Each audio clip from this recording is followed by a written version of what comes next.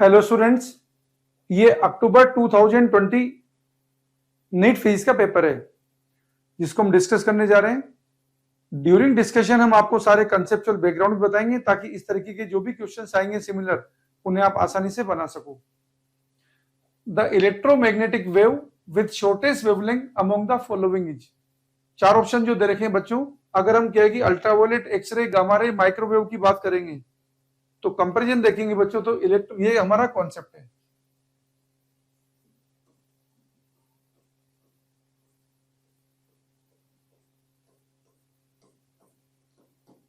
यदि लाइट के electromagnetic spectrum के बारे में बात करेंगे तो ये ऐसा होता है। This is visible zone. Visible के पहले होता है अल्ट्रावायलेट, उधर होता है पहले एक्सरे, उसके पहले होता है हमारा गामा रे, उसके पहले हमारा होता है कॉस्मिक।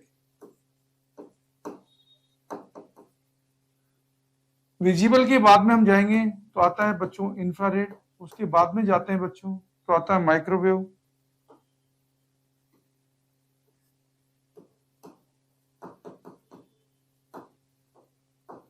माइक्रोवेव के आगे जाएंगे बच्चों तो आता है हमारे पास रेडियो वेव। अगर लेफ्ट से राइट जाते हैं तो बच्चों लेमडा इंक्रीज होता है, फ्रीक्वेंसी डिक्रीज होती है, फोटोन की पेनिट्रेशन पावर डिक्रीज होती है, फोटोन की एब्जॉर्प्शन पावर इंक्रीज होती है। बच्चों बात पूछी जा रही है हमसे अल्ट्रावायलेट, एक्सरे, गामा रे, इनमें सबसे कम वेवलेंथ किसकी है? तो सबसे कम वेवलेंथ है बच्चों, यहाँ पे सॉल्यूशन देखते हैं हम।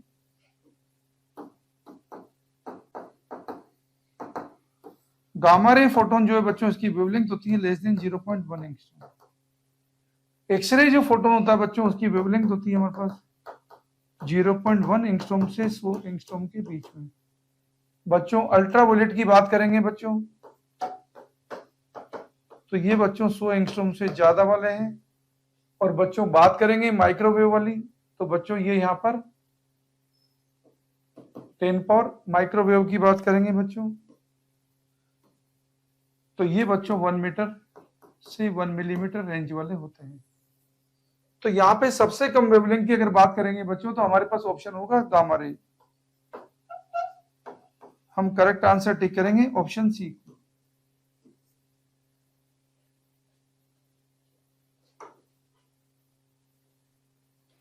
The angular speed of the wheel of a vehicle increased from 360 rpm to 1200 rpm in 14 seconds. Its angular acceleration is। बच्चों एंगुलर एक्सेलरेशन जब भी डिफाइन करते हैं ये होता है change in angular velocity divide by time interval. तो यहां पे हमारे पास कॉन्सेप्ट ये है,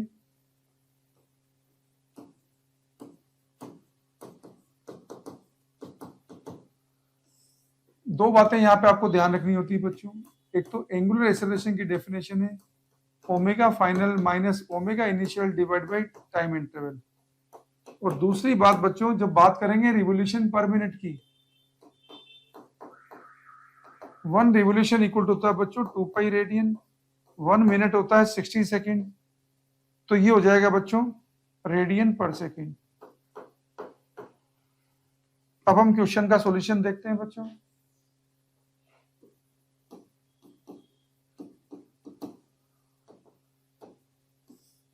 हमें यहां पे क्या है कि दिया है 14 सेकेंड के अंदर, तो अल्फा आएगा 1200 minus 360 into 2 pi divide by 60 into 14, जिसे हम सोल्व करेंगे बच्चों तो हमें मिलेगा, देखो 0 10 में 6 जाएगा तो बच्चों 4, 11 में 3 जाएगा तो बच्चों 8, 840 इंटू 2 पाई अपॉन 60 इंटू 14। जो कट रहा है उसे काटिए बच्चों, 1 0 से 1 0 कटा बच्चों, 2 से 7 बार कटा, 7 से बच्चों 12 बार कटा, 12 से बच्चों ये 6 2 बार कटा बच्चों, तो आंसर आ जाएगा 2 पाई रेडियन पर सेकेंड स्क्वायर। जो हमें चार ऑप्शन जो दे रखे हैं बच्चों, चार ऑप्शन में से हमारा करेक्ट आंसर है ऑप्शन ए, तो हम टिक करेंगे ऑप्शन ए को हमारा करेक्ट आंसर।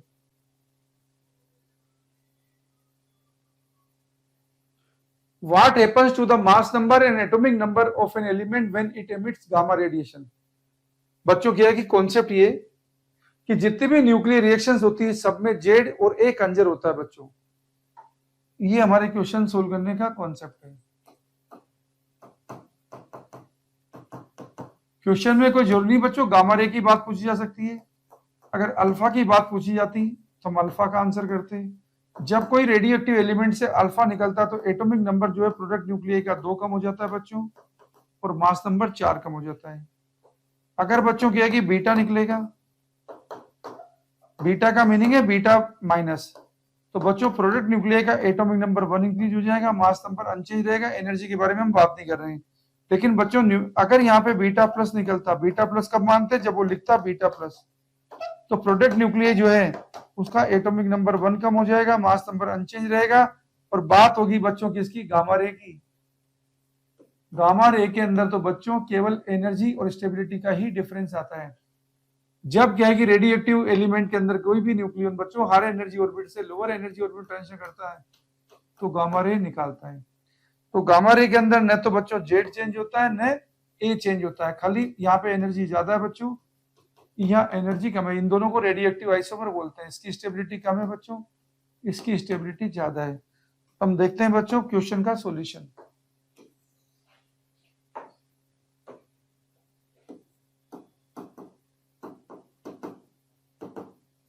तो यहाँ पे न जेड चेंज होगा न ए चेंज होगा, तो लिखा है mass number and atomic number remain unchange.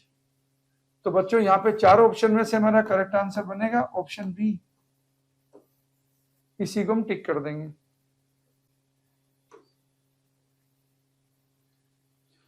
The angle of 1 minute minute of arc in radian is nearly equal to, बच्चों हमें मालूम होता है 1 डिग्री इक्वल टू होता है 60 मिनट, 1 डिग्री इक्वल टू होता है बच्चों 60 मिनट और 180 डिग्री इक्वल टू होता है पाई रेडियन। ये हमारे क्वेश्चन को सोल्व करने का कॉन्सेप्ट है बच्चों।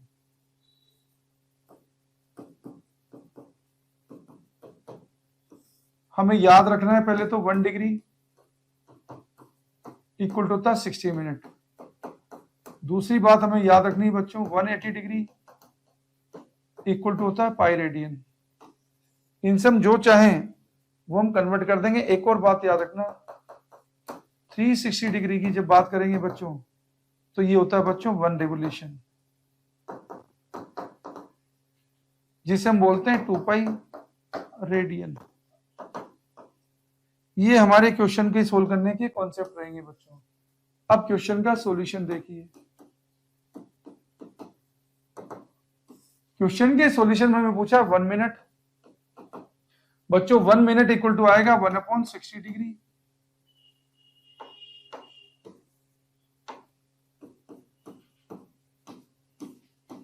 और बच्चों जैसा बता रखा है 180 degree equal to pi radian, तो बच्चों 1 डिग्री हो जाएगा pi upon 180 radian.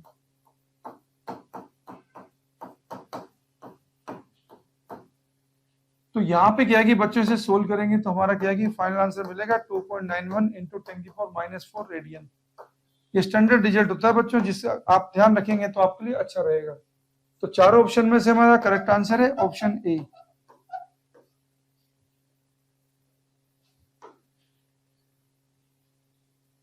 The magnetic flux linked with a coil in Weber is given by the equation phi equal to phi t square plus 3t plus 16. The magnitude of induced EMF in the coil at the 4th second will be।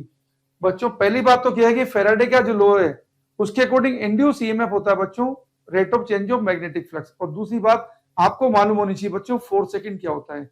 4th second का मतलब 3 second and 4 second के बीच का जो time interval उसको बोलते हैं बच्चों 4 second. ये क्वेश्चन के सोल्व करने के हमारे कॉन्सेप्ट रहेंगे।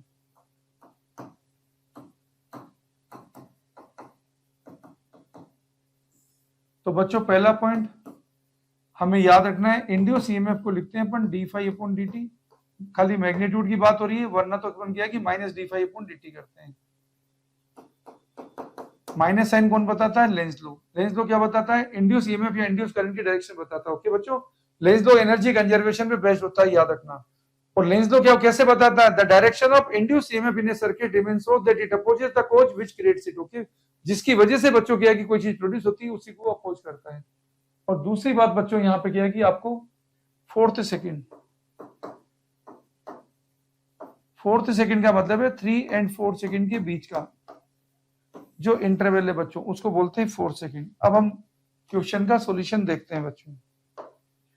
देखो इंड्यूस ईएमएफ निकाल रहे हैं बच्चों अपन d∅/dt करके, क्योंकि मैग्नीट्यूड निकालना है इसलिए साइन से हमें कोई मतलब नहीं है। ये आएगा बच्चों 10t, क्योंकि टी स्क्वायर का डिफरेंस होगा बच्चों 2t, और 3t में बच्चों बचेगा 3। अब आपको क्या है कि निकालना है बच्चों t = 3 सेकंड पे, E3 आ जाएगा बच्चों 30 + 3, तो जो हो जाएगा 33। बच्चों t = 4 सेकंड बात करेंगे तो 10 × 4 हो जाएगा बच्चों 40 + 3, ये हो जाएगा बच्चों 43। अब बात करेंगे बच्चों यहाँ पे magnitude induce EMF in the coil at the 4th second, तो बच्चों 4th सेकंड में आएगा 43 - 33, ये आ जाएगा बच्चों 10 वोल्ट। 4 ऑप्शन जो देखे बच्चों उसमें करेक्ट आंसर है हमारा ऑप्शन डी, इसी को हम टिक करेंगे। The electric field at a point on the equatorial plane at a distance r from the center of a dipole having dipole moment p is given by r very greater than separation of the two charges forming the dipole epsilon 0 equal to permittivity of free space। बच्चों बात हो रही है small dipole के लिए, आपको दो बातें याद रखनी है। स्मॉल डाइपोल के केस में बच्चों एक्सियल पॉइंट पे फील्ड होता है 2kp/r³।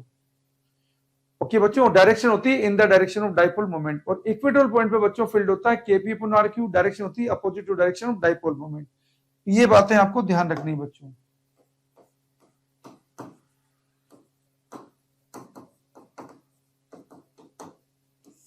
तो बच्चों जो डाइपोल हमारा क्या है कि स्मॉल डाइपोल होगा, स्मॉल डाइपोल के केस में बच्चों ये हमारा डाइपोल है। एक्सियल पॉइंट पे बात करेंगे बच्चों तो ई होता है हमारा 2kp/r³, और डायरेक्शन होती है बच्चों इन the direction of dipole moment. याद रखना अगर पोटेंशियल पूछ लिया जाता है तो बच्चों पोटेंशियल होता है kp/r²। बात करेंगे बच्चों डाइपोल की वजह से इक्वेटोरियल पॉइंट पर, तो इक्वेटोरियल पॉइंट पर डायरेक्शन बच्चों अपोजिट होती है डाइपोल मोमेंट की डायरेक्शन की, ई होता है बच्चों kp/r³, डायरेक्शन अपोजिट होती है बच्चों, और v यहाँ पे 0 होता है। और बच्चों इसके अलावा अगर आपको क्या है कि मान लो किसी एंगुलर पोजीशन में भी पूछ लिया जाता, ये अगर डाइपोल होता बच्चों, ये एंगल थीटा होता r डिस्टेंस पर, तो बच्चों इलेक्ट्रिक फील्ड होता kp/r³, √1 + 3 cos² थीटा, और पोटेंशियल लिखते हैं बच्चों kp cos θ/r² से। ये हमें ध्यान रखना है। अब क्वेश्चन को सोल्व करते हैं बच्चों, ये हमारा सॉल्यूशन है। बच्चों पूछा है हमें इक्वेटोरियल पॉइंट पर, इक्वेटोरियल पॉइंट पर फील्ड होता है बच्चों kp/r³, डायरेक्शन यहाँ पे डाइपोल मोमेंट डायरेक्शन के अपोजिट होती है बच्चों। तो यहाँ पे जो 4 ऑप्शन जो दे रखे हैं बच्चों, 4 ऑप्शन हम टिक करेंगे ऑप्शन डी को, क्योंकि ये वेक्टर फॉर्म में है बच्चों, ई की डायरेक्शन पी की डायरेक्शन के अपोजिट है बच्चों। तो यहाँ पे हम आंसर टिक करेंगे आंसर डी को। अगर यहाँ पे P, ये जो E और P है ना बच्चों, ये वेक्टर फॉर्म में आपको दिख नहीं रहे हैं, लेकिन मैं इसको दिखा देता हूं आपको। Okay, A plano convex lens of unknown material and unknown focal length is given with the help of spherometer we can measure the, बच्चों ये स्फेरोमीटर है।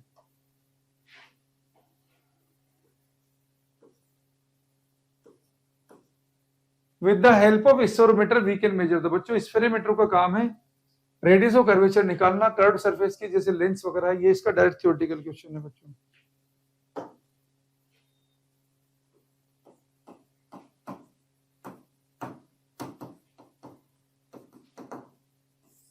ये तो बच्चों इसका क्या है कि स्फेरोमीटर का काम है।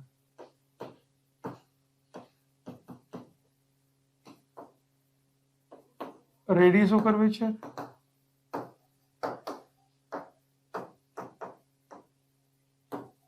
Of concave mirror and lens, ये निकालना इसका काम है बच्चों। तो सॉल्यूशन देखते हैं बच्चों। सॉल्यूशन ये थ्योरेटिकल क्वेश्चन है बच्चों, तो हम डायरेक्ट कर देंगे यहाँ पे, ये रेडियस ऑफ कर्वेचर निकालने के काम आएगा बच्चों। तो ऑप्शन हम टिक कर देंगे, ऑप्शन बी। तो हमारा करेक्ट आंसर हो जाएगा बच्चों ऑप्शन बी।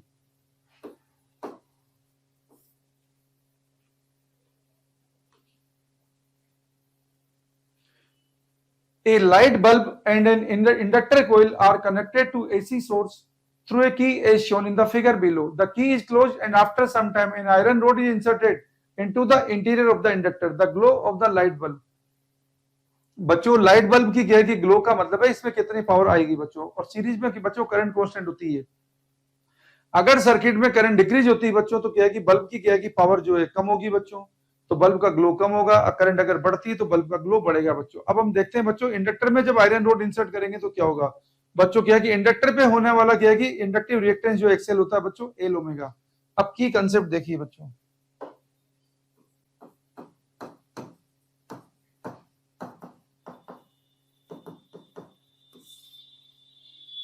बच्चों एल डिफाइन करते हैं अपन इंडक्टर के केस में mu zero mu r n square l से। अब बच्चों क्या है कि जब आप इंडक्टर में आयरन रोड इंसर्ट करेंगे तो बच्चों एल की वैल्यू बढ़ेगी, और इंडक्टिव रिएक्टेंस एक्सेल होता है बच्चों एल ओमेगा, तो एक्सेल भी बढ़ेगा। और बच्चों सर्किट में क्या है कि इंपीडेंस के बारे में बात करेंगे बच्चों तो जेड होता है under root r square plus x l square. X l बढ़ गया बच्चों तो जेड भी बढ़ेगा, और जेड बढ़ेगा बच्चों तो सर्किट में करंट को क्या लिखते हैं अपन E R M S upon Z, और जेड बढ़ेगा बच्चों सर्किट में करंट कम होगी, और पावर को क्या लिखते हैं बच्चों आई स्क्वायर आर। अब क्वेश्चन का सॉल्यूशन देखते हैं।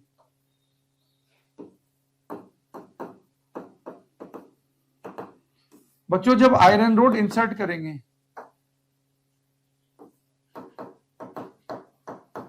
तो हमारे पास इंडक्टेंस बढ़ता है जिससे एक्सेल बढ़ता है, जिससे सर्किट में करंट कम होती है, जिससे बल्ब की पावर या ग्लो ये कम हो जाएगा। तो बच्चों जो चार ऑप्शन जो दे रखे हैं, चार ऑप्शन में से हमारा ऑप्शन ए करेक्ट आंसर है, तो हम टिक करेंगे आंसर ए को हमारा correct answer. The efficiency of A Carnot engine depends on upon. बच्चों क्या है कि कार्नोट इंजन क्या है रिवर्सिबल हीट इंजन का बच्चों एक एग्जांपल है, ये यहां पे कॉन्सेप्ट है बच्चों।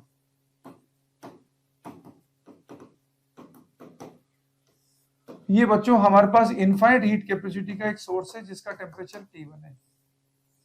ये बच्चों वर्किंग सब्सटेंस है, ये बच्चों हमारे पास सिंक है, ये भी इनफाइनाइट हीट कैपेसिटी की बॉडी है बच्चों जिसका टेम्परेचर K2 है। यहाँ पे बच्चों कुछ हीट एक्सट्रैक्ट करते हैं और ये कुछ हीट रिजेक्ट करता है, ये यहाँ पे वर्क करता है बच्चों। तो Q1 इक्वल टू होता है बच्चों यहाँ पे W प्लस Q2, तो W है बच्चों हमारे पास Q1 माइनस Q2। इस कार्नोट इंजन की बच्चों की आएगी एफिशिएंसी के बारे में जब बात करते हैं, ये होता है बच्चों 1 माइनस T2 अपॉन T1। किसी भी इंजन की एफिशिएंसी 100% नहीं होती। तो आप देख रहे हैं सॉल्यूशन में बच्चों ये एफिशिएंसी क्या है कि सोर्स एंड सिंक दोनों के टेम्परेचर पे डिपेंड कर रही है।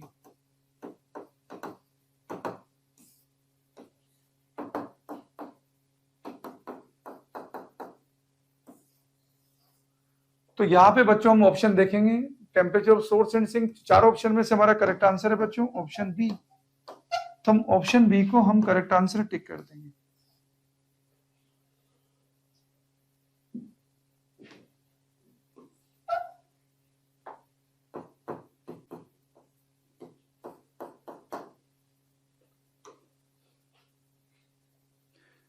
Out of the following which one is a forward bias diode. बच्चों जब भी आपको क्या है कि फॉरवर्ड बायसिंग या रिवर्स बायसिंग देखनी होती है, जो डायोड होता है बच्चों, डायोड का क्या है कि जो पी पार्ट है अगर बैटरी के क्या है कि रिलेटिवली हाई पोटेंशियल होता है एन पार्ट के कंपैरिजन, तो डायोड फॉरवर्ड बायस में होता है। और बच्चों पी पार्ट अगर एन पार्ट के कंपैरिजन में क्या है कि बच्चों का लो पोटेंशियल होता है रिलेटिवली, तो डायोड रिवर्स बायसिंग होता है। यही आपको देखना है बच्चों, तो ये आपका कॉन्सेप्ट है।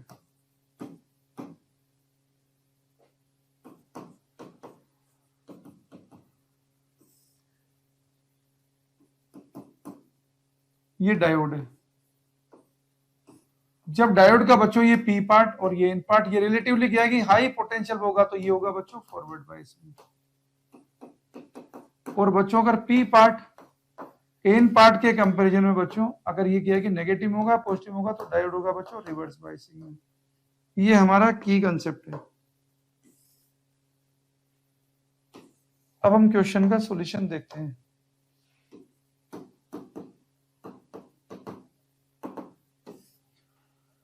सॉल्यूशन में पहले वाले ए पार्ट को देखेंगे बच्चों, -4। इसके लिए क्या करते हैं, आपको जो एन पार्ट है उसको 0 बना दिया करो, सबसे अच्छी टेक्निक है। ए वाले को देखो आप, ये -3 और ये -4, ये बच्चों ए ऑप्शन था। इसमें आप क्या करो, सबसे इजी टेक्निक है बच्चों, जो क्या है कि ये जो एन पार्ट है उसको 0 बना दिया करो। कैसे बनाओगे, प्रस्ती करा, यहाँ भी प्रस्ती करा, तो बच्चों यहाँ तो क्या रहा है -1, यहाँ क्या रहा है 0। अब आपको देखना आसान हो गया, उधर तो 0 इधर -1 है, इसका मतलब ये डायोड किसमें बच्चों, ये डायोड रिवर्स बायस में। बी वाले को देखो, इसी तरह देखो, इसको -2 करोगे तो ये भी बच्चों बी भी रिवर्स बायस में। इसको देखोगे, ये कितना 5, ये कितना 3, इसको -5 करोगे या -5, ये भी रिवर्स बायस में आ जाएगा। इसको देखोगे बच्चों डी वाले को, इसको करो +2, इसको करो +2, तो डी देखो डायरेक्ट दिख रहा है आपको। डी को देखोगे बच्चों, ये -2 था, ये 0 था, आप इसको कर दो +2, इसको भी कर दो बच्चों +2, इधर हो गया बच्चों +2, इधर हो गया बच्चों 0, तो ये पी वाला क्या हो गया, हाई पोटेंशियल हो गया, तो ये बच्चों फॉरवर्ड बायस में है। तो जो 4 ऑप्शन जो दे रखे हैं बच्चों, 4 ऑप्शन में से हमारा करेक्ट आंसर है ऑप्शन डी। तो ऑप्शन डी को हम टिक कर देंगे। For the circuit shown in the figure the current I will be, बच्चों क्या है कि जब भी आपको सर्किट दिखा रखा था करंट इलेक्ट्रिसिटी में, तो अपन केवीएल लगा के सोल्व करते हैं। और बच्चों क्या है कि करंट को क्या लिखते हैं, किसी भी क्लोज सर्किट में करंट होती है बच्चों net EMF divide by total resistance. आप क्या है कि बैटरी के टर्मिनल देख लीजिए, ये बच्चों आपका कॉन्सेप्ट है।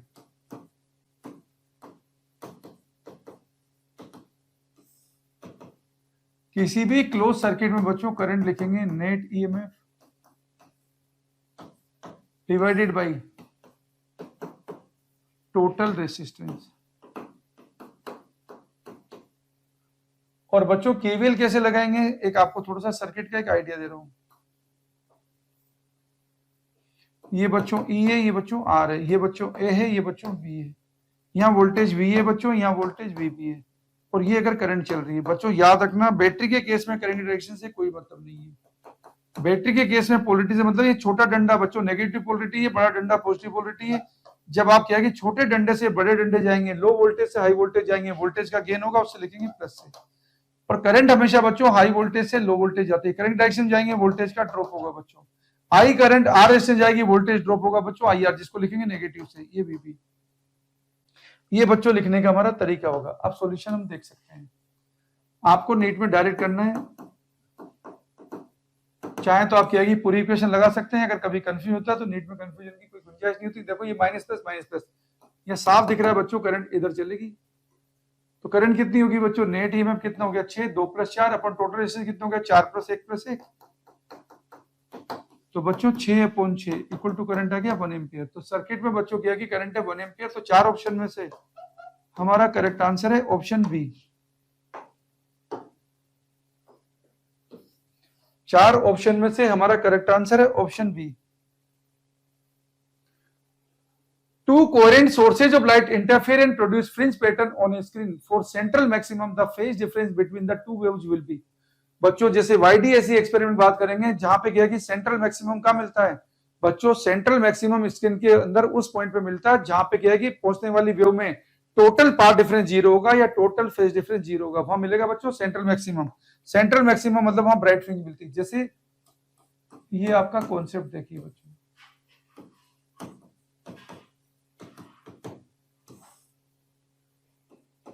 अगर हम YDAC एक्सपेरिमेंट के उसमें बात करते हैं, ये बच्चों S1 S2 मान लो 2 कोहेरेंट सोर्स है, ये बच्चों स्क्रीन है। अगर बच्चों इस पॉइंट पे सेंट्रल मैक्सिमम आ रहा है, तो यहां से जो वेव पहुंचेगी, यहां से जो वेव पहुंचेगी, स्क्रीन पे जिस पॉइंट पे बच्चों वेव पहुंचती है, उन वेव पे क्या है कि के बीच में टोटल पाथ डिफरेंस क्या होना चाहिए बच्चों 0। यहाँ पे बच्चों क्वेश्चन में कभी कभी क्या है कि स्लैब भी डली हो सकती है। इसका क्या है कि थिकनेस T1 बच्चों, रिफ्रैक्ट इंडेक्स μ1, इसकी थिकनेस बच्चों T2, रिफ्रैक्ट इंडेक्स μ2। तो बच्चों क्या है कि इक्वेशन क्या बनेगी सेंट्रल मैक्सिमम के लिए, ये इक्वेशन बनेगी SS2 - SS1। ये तो है बच्चों इनिशियल पाथ डिफरेंस।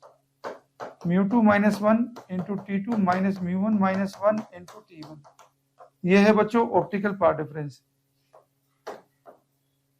प्लस इसका नाम बच्चों S2P माइनस S1P। ये है बच्चों ज्योमेट्रिकल पाथ। अगर ये जीरो होता है जिस पॉइंट पे, बच्चों वहां बनती है सेंट्रल फ्रिंज। ये हमारी कंडीशन है, वहां पे टोटल पाथ डिफरेंस जीरो है बच्चों। दूसरी बात बच्चों, फाई अगर फेज डिफरेंस है तो फेज डिफरेंस, और डेल्टा अगर पाथ डिफरेंस है, और डेल अगर टाइम डिफरेंस है, तो फेज डिफरेंस को पाथ डिफरेंस में, पाथ डिफरेंस को टाइम डिफरेंस में कन्वर्ट करने का ये रिजल्ट है बच्चों। अब आप सॉल्यूशन देखिए बच्चों, टोटल पाथ डिफरेंस जीरो होगा तो टोटल फेज डिफरेंस भी जीरो होगा बच्चों, जहां पे सेंट्रल मैक्सिमम मिलेगा। तो हमें यहाँ पे क्या है कि सेंट्रल मैक्सिमम मिलने के लिए ऑप्शन ए आएगा बच्चों। तो चारों ऑप्शन में से करेक्ट आंसर है ऑप्शन ए।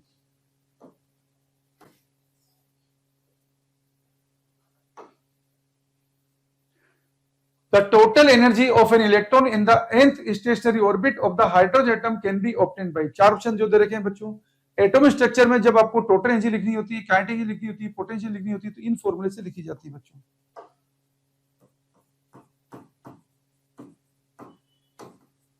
ये बहुत पॉपुलर क्वेश्चन है, नीट में क्या है कि रिपीट होता रहता है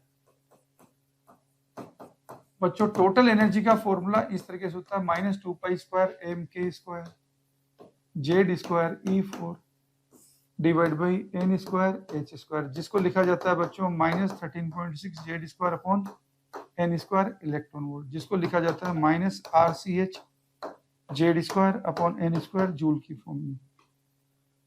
इसमें बच्चों आपसे जो और बातें पूछ सकता है, याद रखिए किसी भी ऑर्बिट में टोटल एनर्जी इक्वल टू होता है बच्चों minus kinetic energy equal to होता है बच्चों पोटेंशियल एनर्जी डिवाइड बाई 2। इसके अलावा बच्चों आपसे यहाँ पे क्या है कि ग्राफ भी पूछ सकता है। ये बच्चों ग्राफ है काइनेटिक एनर्जी का, ये ग्राफ है बच्चों टोटल एनर्जी का, ये ग्राफ है बच्चों पोटेंशियल एनर्जी का आर के साथ। ये बच्चों ग्राफ था काइनेटिक एनर्जी का जो पॉजिटिव होती है हमेशा, ये ग्राफ है टोटल एनर्जी का, और पोटेंशियल एनर्जी की वैल्यू टोटल एनर्जी की वैल्यू से डबल होती है बच्चों। अब बच्चों देखते हैं हम सॉल्यूशन। सॉल्यूशन बात करेंगे बच्चों, nth ऑर्बिट में एनर्जी हाइड्रोजन एटम में Z इक्वल टू 1 होता है, तो सीधा आएगा -13.6 upon n square electron volt.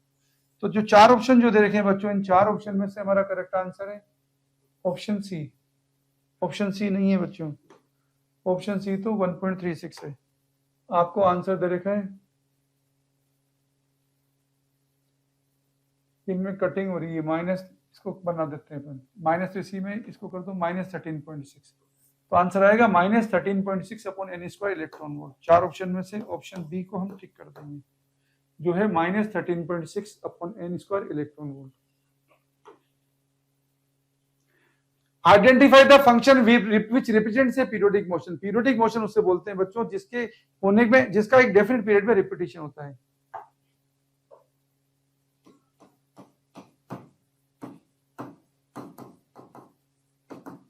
बच्चों पीरियोडिक मोशन का मतलब है, periodic motion A motion that repeats itself in a definite time interval, उसे बोलते हैं बच्चों पीरियोडिक मोशन। अब सॉल्यूशन देखते हैं।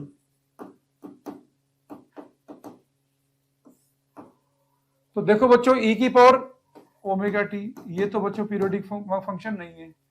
लॉग फंक्शन ये भी बच्चों पीरियोडिक फंक्शन नहीं है।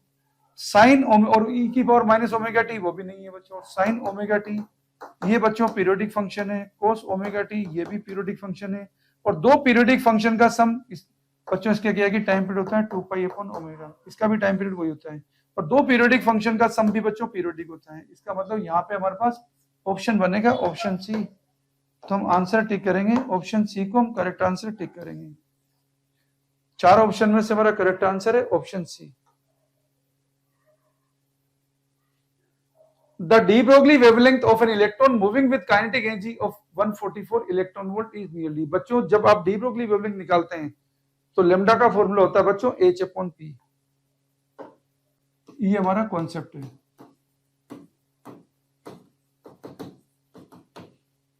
जो फॉर्मूला इलेक्ट्रॉन के लिए बच्चों वही प्रोटॉन के लिए होते हैं। इलेक्ट्रॉन की बात बता रहे हैं, H/P, इसको लिख दिया बच्चों H/mv, इसको लिख दिया बच्चों H/√2m काइनेटिक एनर्जी, इसको लिख दिया बच्चों H/√2m ev, v यहाँ पोटेंशियल डिफरेंस है। सारी वैल्यू डालेंगे बच्चों तो ये आता है 12.27/√v एंगस्ट्रॉम, और जिससे क्या है कि कभी कभी यूं भी लिखा जाता है 150.5 डिवाइड बाई v एंगस्ट्रॉम। अब बच्चों हम देखते हैं इसका सॉल्यूशन।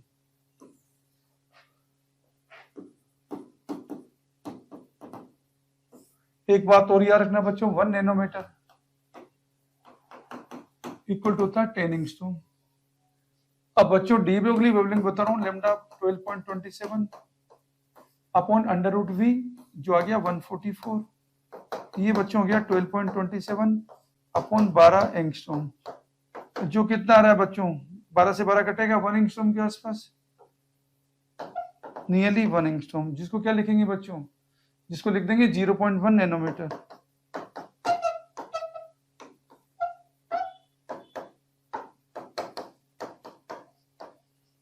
जो कितना हो जाएगा बच्चों, देखो 1.102 इंटू 10⁻³ नैनोमीटर, क्योंकि सोल्व करेंगे तो पॉइंट बन आ जाएगा। तो चार ऑप्शन में से हमारा करेक्ट आंसर है बच्चों ऑप्शन ए। तो हम ऑप्शन ए को हम करेक्ट आंसर टिक कर देंगे।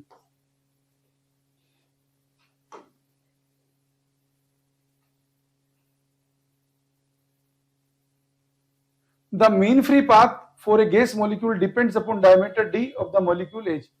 बच्चों मीन फ्री पाथ क्या होता है, सारे फ्री पाथ का जो एवरेज होता है उसको बोलते हैं मीन फ्री पाथ। आपको यहाँ पे आपका कॉन्सेप्ट ये है,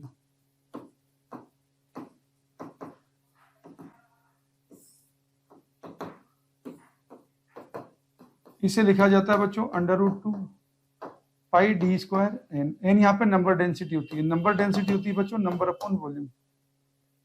ओके,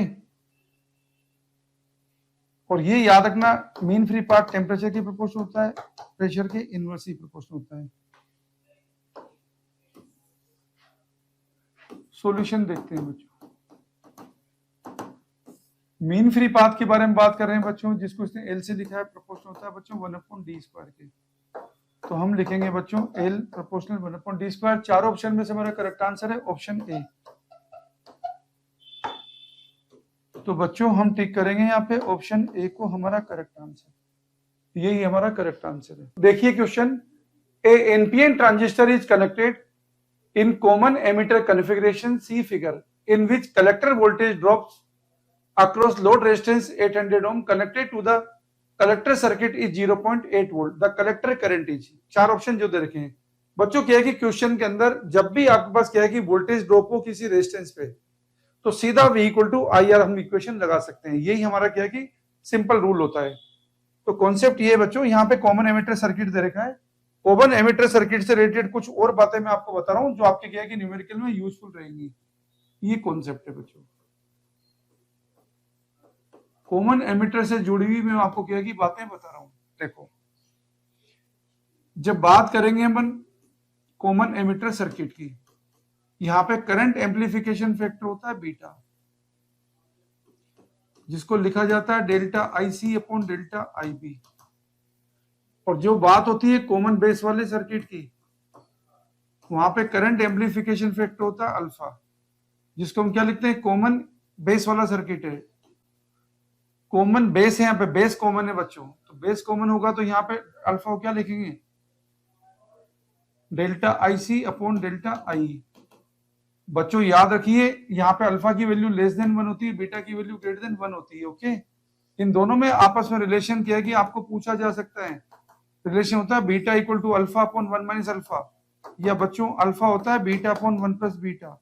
ये आपको एज ए रिवीजन याद रखना है। अब इस क्वेश्चन में आपको क्या दे रखा है बच्चों, इस क्वेश्चन में आपको लोड रेजिस्टेंस दे रखा है 800 ओम। सॉल्यूशन देखिए, अब सॉल्यूशन बिल्कुल डायरेक्ट है, आपको लोड रेजिस्टेंस दे रखा है और आपको इस पे होने वाला वोल्टेज ड्रॉप दे रखा है 0.8। तो यहाँ पे करंट पूछी बच्चों, तो 0.8 इक्वल टू क्या करेंगे, यहाँ पे होने जाने वाली करंट बच्चों IC इंटू R दे रखा आपको 800 ओम, V = सिंपल लगा दिया IR। तो बच्चों IC कितना आ गया 0.8/800, जिसे सोल्व करेंगे हम तो बच्चों देखो ये हो गया 8/8000, 8 से 8 कट गया बच्चों 1/1000, जो कितना हो जाएगा 10⁻³ एम्पियर। मिस इसको क्या लिख देंगे 1 मिली एम्पियर। तो बच्चों जो ऑप्शन दे रखे हैं इन ऑप्शन में हमारा करेक्ट आंसर है ऑप्शन सी, तो हम टिक करेंगे ऑप्शन सी को हमारा correct answer.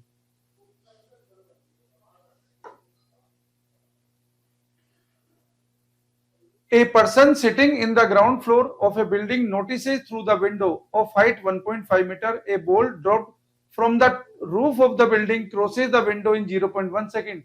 What is the velocity of the ball when it is at the topmost point of the window? बच्चों जब भी कहे कि कोई बॉल, ये मोशन अंडर ग्रेविटी का क्वेश्चन है, कोई भी पार्टिकल जब कहे कि किसी जगह से u वेलोसिटी से गिरता है और आपको अगर हाइट दे रखी होती है तो हम इक्वेशन लगाते हैं h equal to ut plus half gt square. Okay, ये हम इक्वेशन लगा सकते हैं। और यूनिफॉर्म एक्सेलरेटरी मोशन में आप ये भी लगा सकते हैं डिस्प्लेसमेंट इक्वल टू कर सकते हैं average velocity into time interval, provided आपको क्या है कि वेलोसिटी इनिशियल की पता हो और फाइनल की पता हो। यहाँ पे आप क्या है कि डायरेक्ट कैसे करेंगे बच्चों, देखो ये आप क्वेश्चन सोल्व करने का कॉन्सेप्ट है।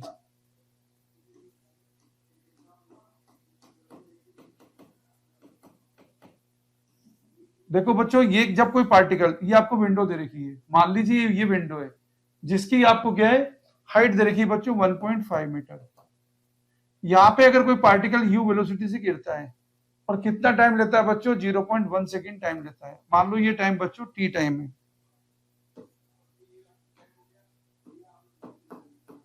इसको आप t मान लो जनरल, तो आपकी, और ये हाइट अगर बच्चों इसको h मान लो, तो आपकी इक्वेशन क्या बनती है बच्चों, h इक्वल लगाते हैं अपन ut plus half gt square, ये हम इक्वेशन लगाते हैं।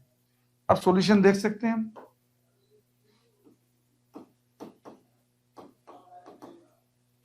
सॉल्यूशन में हम कर सकते हैं, हमें हाइट दे रखी है 1.5 मीटर, हमें पूछी वेलोसिटी कितनी होगी और टाइम कितना दे रखा है 0.1 सेकेंड। जी की वैल्यू क्वेश्चन में हमें 10 देने को बोला है, हाफ इंटू जी इंटू टी स्क्वायर। इसे सोल्व करेंगे तो टॉप मोस्ट पॉइंट जो है ना विंडो की, उस पर आपको वेलोसिटी मिल जाएगी। तो कितना हो गया ये 0.1 u प्लस ये हो गया कितना 5, क्योंकि 2 से काट दिया हमने 10 को, ये 5 इंटू 0.05 हो जाएगा, ये है 1.5। तो बच्चों 0.1 u इक्वल टू कितना हो गया 1.5 माइनस 0.05।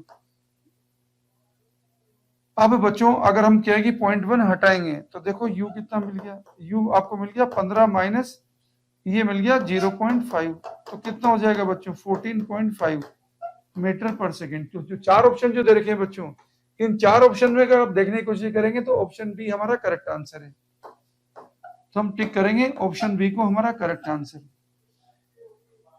बच्चों मोशन की हमारी 3 इक्वेशन होती है। पहली इक्वेशन है बच्चों v equal to u plus a t, दूसरी इक्वेशन है बच्चों s equal to ut plus half a t square, तीसरी इक्वेशन है बच्चों v square equal to u square plus 2s। Okay,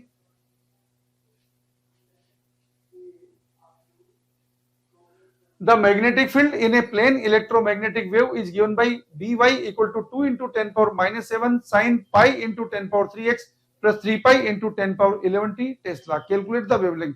बच्चों जनरल इक्वेशन जो होती है ना हमारी प्रोग्रेसिव वेव की, हम क्या लगाते हैं बच्चों, b इक्वल टू लगाएंगे बच्चों b नोट, b नोट उसका क्या है कि मैग्नेटिक फील्ड का एम्पलीट्यूड होगा, sin kx plus omega T form की इक्वेशन है बच्चों। k वेव प्रोपेगेशन फैक्टर होता है जिसको लिखते हैं अपन 2 पाई अपॉन लैम्डा, और बच्चों ओमेगा फ्रीक्वेंसी होती है एंगुलर फ्रीक्वेंसी जिसको अपन लिखते हैं 2 पाई एफ। तो अगर आपको क्या है यहाँ पे कुछ और भी बातें पूछी होती तो आप क्या है कि इसे सोल्व कर सकते थे, और कुछ ना कुछ बातें आपको बदल के पूछी जाती रहती है।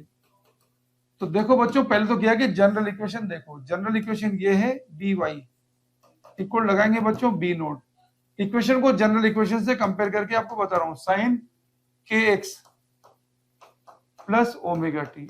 अब बच्चों k होता है यहाँ पे वेव प्रोपेगेशन फैक्टर जो होता है हमारा 2 पाई अपॉन लैम्डा, और बच्चों ओमेगा एंगुलर फ्रीक्वेंसी है जो होती है 2 पाई एफ। क्वेश्चन में जो भी आपको पूछा जाए वो आप निकाल सकते हो। अगर कभी कभी मैग्नेटिक फील्ड का क्या है कि एम्पलीट्यूड पूछा है तो बी नोट निकाल सकते हो, कभी कभी इलेक्ट्रिक फील्ड का एम्पलीट्यूड पूछा जाए इससे वो भी बता सकते हो बच्चों, B nought equal to E nought upon सी।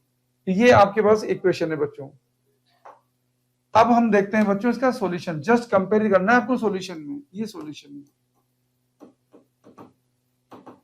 देखो आपको क्या है कि यहाँ पर b equal to B nought sine k x, के दे रखा है बच्चों, कंपेयर करोगे तो के दे रखा है आपको पाई इंटू 10 की पावर 3, और के को क्या लिख दोगे आप 2 पाई अपॉन लेमडा, क्योंकि आपको लेमडा ही पूछा है।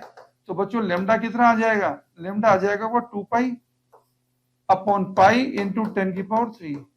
जो कट रहा है उसे काट लीजिए बच्चों, क्या कट रहा है, पाई से पाई कट रहा है बच्चों, ये हो जाएगा 2 इंटू 10 की पावर -3 मीटर। अब बच्चों ऑप्शन अगर देखेंगे तो आपको क्या है कि 4 ऑप्शन में से एक करेक्ट ऑप्शन दिख रहा है, ऑप्शन बी, तो हम टिक कर देंगे ऑप्शन बी को करेक्ट ऑप्शन। और बातें आपसे पूछी जाती है तो बच्चों याद रखना, इलेक्ट्रोमैग्नेटिक वेव की प्रोपेगेशन में electric field vector magnetic vector एक दूसरे के परपेंडिकुलर प्लेन में ऑसिलेट करते हैं। और दूसरी इंपॉर्टेंट बात बच्चों, electric field vector and magnetic field vector दोनों सेम फेज में होते हैं। ये दो बातें बड़ी इंपॉर्टेंट है। तीसरी बात, बी नोट इक्वल टू बच्चों ई नोट अपॉन सी होता है। बात करेंगे वैक्यूम की, जनरल बात करेंगे, इलेक्ट्रिक फील्ड और मैग्नेटिक फील्ड की वैल्यू किसी मीडियम में आपको उस मीडियम में स्पीड देती है बच्चों इलेक्ट्रोमैग्नेटिक वेव की। The length of the string of a musical instrument is 90 centimeter and has a fundamental frequency of 120 Hz. Where should it be placed to produce fundamental frequency of 180 Hz? बच्चों जब fundamental frequency होती क्या है, किसी भी musical instrument में बच्चों fundamental frequency minimum resonative frequency होती है। और जब अपन कहे कि स्ट्रिंग के लिए बच्चों फ्रीक्वेंसी का फॉर्मूला लगाते हैं तो n equal to general formula होता है p upon 12 under root t upon mu. तो ये आपको क्या है कि इस फॉर्मूले पे कई क्वेश्चन आपको पूछे जा सकते हैं। तो देखिए वो कंसेप्ट क्या है। जब स्ट्रिंग की बात करेंगे बच्चों फ्रीक्वेंसी लिखी जाती है, ये मर्केंसन के लॉ है बच्चों। अगर टेंशन चेंज करोगे बच्चों तो n proportional under root t होगा, n प्रोपोर्शनल बच्चों 1 अपॉन अंडर रूट m होगा, n प्रोपोर्शनल p होगा, इसको लूप लो बोलते हैं। और हमारे क्वेश्चन में बच्चों n प्रोपोर्शनल 1 अपॉन l काम आएगा, इसको बोलते हैं बच्चों लेंथ लो। और फंडामेंटल फ्रीक्वेंसी क्या होती है बच्चों, मिनिमम फ्रीक्वेंसी। तो देखो आपको 90 सेंटीमीटर पे पहले फंडामेंटल फ्रीक्वेंसी मिलती थी 120, तो देखो बच्चों 120 ये क्वेश्चन का सॉल्यूशन है। 120 प्रोपोर्शनल मिल रही बच्चों 1/90। तो बच्चों आपको क्या है, फंडामेंटल फ्रीक्वेंसी चाहिए 180, ये कितनी लेंथ पे मिलेगी, यहां से मिल जाएगी। इन दोनों को डिवाइड कर दीजिए बच्चों 180 अपॉन 120 इक्वल टू क्या आएगा बच्चों, देखो इनको डिवाइड करेंगे तो 90 अपॉन एल आएगा। जो कट रहा है उसे काट लीजिए, क्या क्या कट रहा है, एक जीरो से एक जीरो कट गया, 6 से काटा बच्चों 3 बार, 2 बार कट गया बच्चों, 3 से क्या आएगी 30 बार कट गया बच्चों, तो एल आ जाएगा आपका 60। तो सोल्व करने से एल आ गया आपका 60 सेंटीमीटर। इसे लेंथ लो बोलते हैं। सीधा भी लगा सकते हैं आप n1 l1 equal to n2 l2, direct भी लगा सकते हो आप फॉर्मूला। कभी कभी अगर टेंशन का आएगा बच्चों तो n1 upon n2 equal to आएगा under root t1 upon t2। और म्यू क्या होता है बच्चों, मास पर यूनिट लेंथ। कभी जरूरत पड़ जाए तो मास पर यूनिट लेंथ मतलब क्या हो गया, मास क्या होता है पाई आर स्क्वायर एल, तो एल तो हट गया क्योंकि मास per unit length into density. तो कभी जरूरत पड़ जाए तो इसको भी आप यूज कर सकते हो। ओके,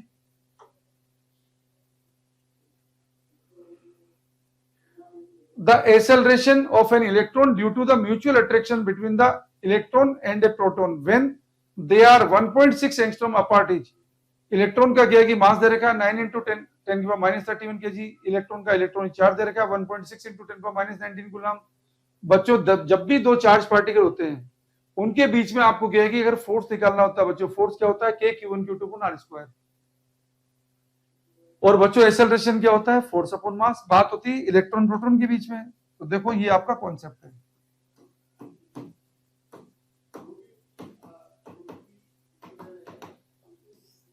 बच्चों एक दे रखा है आपको इलेक्ट्रॉन, इलेक्ट्रॉन पे भी चार्ज कितना है बच्चों ई, प्रोटॉन पे भी चार्ज कितना है बच्चों ई। इन दोनों के बीच की डिस्टेंस कितनी है बच्चों आर। तो फोर्स कितना होगा, कूलम फोर्स इलेक्ट्रोस्टैटिक फोर्स होगा बच्चों के q1 q2 upon r square. और के बच्चों इलेक्ट्रोस्टैटिक कांस्टेंट होता है जिसकी वैल्यू होती है 1/4 पाई एप्सिलॉन 0, जिसको लिखते हैं 9 इंटू 10 की पावर 9 एसआई यूनिट में। ठीक है बच्चों, और एक्सेलरेशन क्या लिखेंगे, एक्सेलरेशन लिखेंगे फोर्स अपॉन मास। ये हमारे क्वेश्चन के सोल्व करने के कंसेप्ट है बच्चों। और बात है बच्चों इलेक्ट्रॉन प्रोटॉन के बीच में, इलेक्ट्रॉन पर नेगेटिव चार्ज होता है, प्रोटॉन पॉजिटिव चार्ज होता है, फोर्स होगा बच्चों अट्रैक्टिव नेचर का। अब सॉल्यूशन देखिए बच्चों,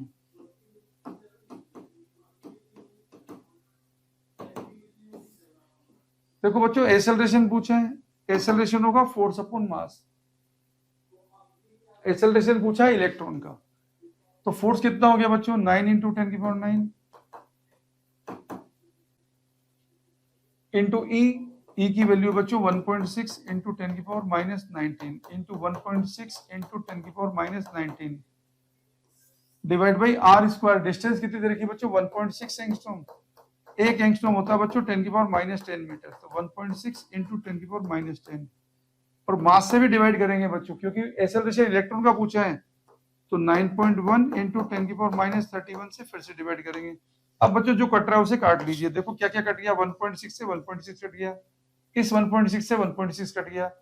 अब बच्चों क्या है कि देखो क्या क्या बच गया, इस 9 से 9 भी उड़ा दो, अप्रोक्सीमेटली कर दो, तो ऊपर कितना 10 की पावर माइनस 19, 10 की पावर माइनस 19 बच्चों 10 की पावर माइनस 38 हो गया, 10 की पावर माइनस 38 प्लस 9 हो गया। नीचे कितना हो गया बच्चों, नीचे हो गया 10 की पावर माइनस 10 माइनस 10 माइनस 20, और ये हो गया बच्चों माइनस 51। तो क्या बचेगा बच्चों, देखो 10 की पावर 8 में से बच्चों क्या है कि 9 18 में से 9 जाएगा तो 9 बचेगा बच्चों, ये बचा 10 की पावर माइनस 29, और ये है बच्चों 10 की पावर माइनस 51। तो बच्चों 11 में से 9 जाएगा तो बचेगा 2, और बच्चों 4 में से 2 जाएगा तो बचेगा 2, तो 10 की पावर 22 बचेगा बच्चों। 9 2 11 और 9 2 2 4 5, तो बच्चों आपका ऑप्शन आ चुका है। तो 10 की पावर 22 के अकॉर्डिंग बच्चों चारों ऑप्शन में से हमारा करेक्ट आंसर है ऑप्शन सी, तो हम टिक कर देंगे, ऑप्शन सी को हम करेक्ट आंसर टिक कर देंगे। The wave nature of electrons was experimentally verified by, बच्चों चार ऑप्शन जो दे रखे हैं इलेक्ट्रॉन की वेव नेचर को वेरीफाई करने के लिए किया गया एक एक्सपेरिमेंट हुआ था बच्चों डेविसन जर्मन नाम के साइंटिस्ट का। तो इस डेविसन जर्मन साइंटिस्ट के अंदर किया कि बच्चों इस एक्सपेरिमेंट के 3 पार्ट थे। कॉन्सेप्ट देखिए बच्चों, वैसे क्या इस साल इसको हटा दिया गया है, लेकिन फिर भी आप समझ लीजिए ये डेविसन जर्मन एक्सपेरिमेंट के 3 पार्ट है बच्चों। इसमें एक इलेक्ट्रॉन गन होती थी जिसमें सूटेबल पोटेंशियल डिफरेंस लगा के अपन डिजायर्ड एनर्जी के इलेक्ट्रॉन बना सकते थे।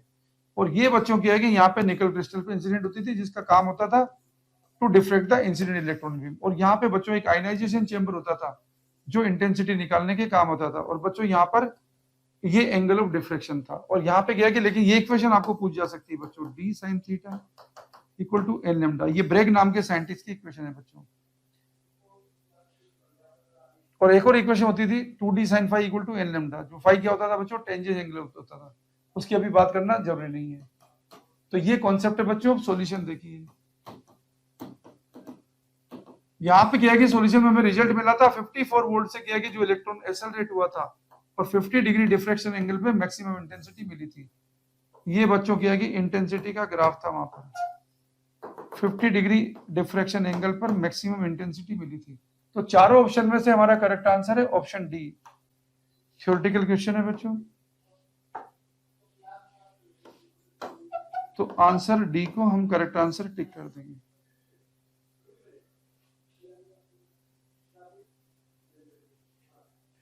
Two solid conductors are made up of same material, have same length and same resistance. One of them has a circular cross section of area A1 and the other one has a square cross section of area A2.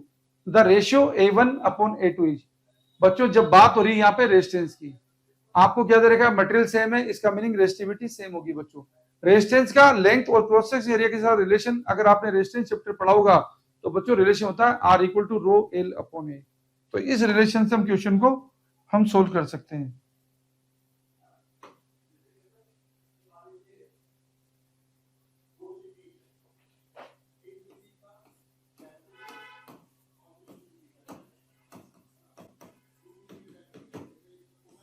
तो बच्चों यहाँ पे relation है हमारे पास R equal to rho L upon A. इस relation से हम क्वेश्चन को सोल्व कर सकते हैं। अब आप सॉल्यूशन देखिए बच्चों,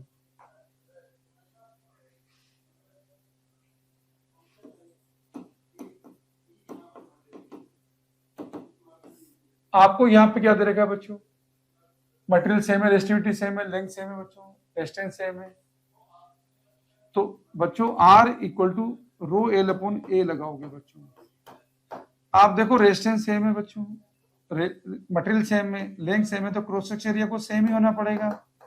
तो डायरेक्ट आंसर आएगा बच्चों A1 upon A2 equal to 1। तो चार ऑप्शन जो दे रखे हैं बच्चों, इसमें करेक्ट आंसर हमारा ऑप्शन बी। तो हम टिक करेंगे बच्चों, ऑप्शन बी को हम करेक्ट आंसर टिक कर सकते हैं।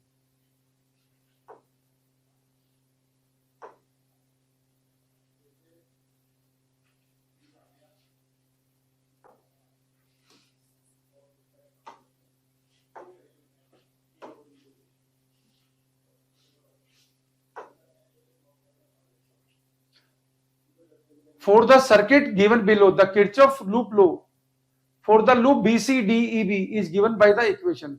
बच्चों जब क्या आपको क्या है कि किरचॉफ करंट लॉ लगाना होता है या किरचॉफ वोल्टेज लॉ लगाना होता है तो कैसे लगाते हैं आपको बेसिक्स बता देता हूं। ये बच्चों आपका कॉन्सेप्ट है जिसपे आपको क्वेश्चन नीट 24 में पूछा जा सकता है। देखो बच्चों पहला लॉ होता है किरचॉफ करंट लॉ, जिसको अपन किरचॉफ नोड लॉ भी बोल सकते हैं। इसे बच्चों क्या है कि जंक्शन लगाते हैं, ये किस पे बेस्ड होता है? It is based on principle of conservation of charge. और इसके अकॉर्डिंग क्या होता है बच्चों, जंक्शन पे total incoming current equal to होता है total outgoing current, I equal to होगा I1 प्लस I2। बात बता रहे हैं बच्चों सेकंड लॉ की, जिसको बोलते हैं किरचॉफ वोल्टेज लॉ, जिसको बोलते हैं किरचॉफ लूप लॉ, जिसको बोलते हैं बच्चों किरचॉफ मेश लॉ। ओके, इसे लगाते हैं क्लोज सर्किट में, क्लोज सर्किट के पार्ट में। और ये बच्चों किस पे बेस्ड होता है? It is based on principle of conservation of energy पर। ये आपको ध्यान रखना है। अब इसे कैसे अप्लाई करेंगे बच्चों, वो भी आपको तरीका बता देता हूं। देखो जब आप क्या है कि बच्चों रेजिस्टेंस पिक्चर में आएगा, रेजिस्टेंस के केस में करंट की डायरेक्शन इंपॉर्टेंट होती है। मान लो बच्चों ये ए पॉइंट है, ये बी पॉइंट है, इसका वोल्टेज वी है बच्चों, इसका वोल्टेज वी भी है। करंट हमेशा हाई वोल्टेज से लो वोल्टेज जाती है बच्चों। जब भी आप हाई वोल्टेज से लो वोल्टेज जाएंगे बच्चों वोल्टेज का लॉस होगा, लॉस होगा तो उसे माइनस में लिखेंगे, तो V A minus I R equal लिखेंगे बच्चों वी बी।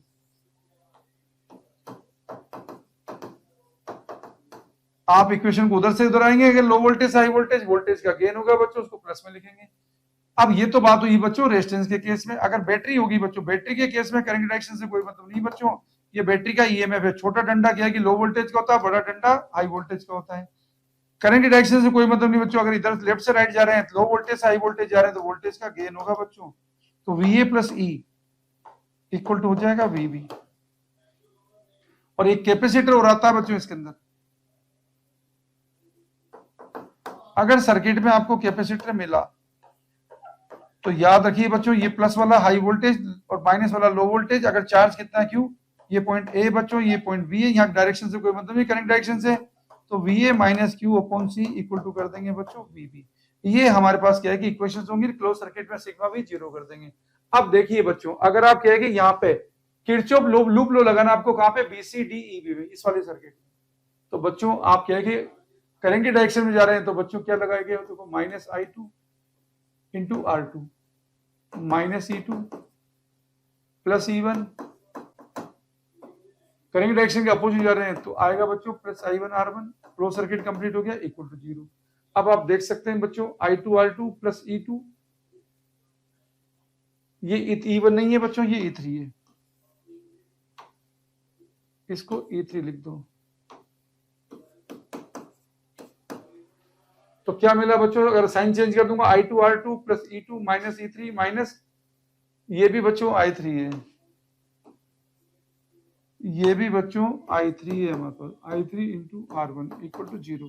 तो बस अब हमारे ऑप्शन मिल गया बच्चों, हमें ऑप्शन बी हमारा करेक्ट आंसर है। तो हम टिक कर देंगे बच्चों, ऑप्शन बी को हम करेक्ट ऑप्शन टिक कर देंगे।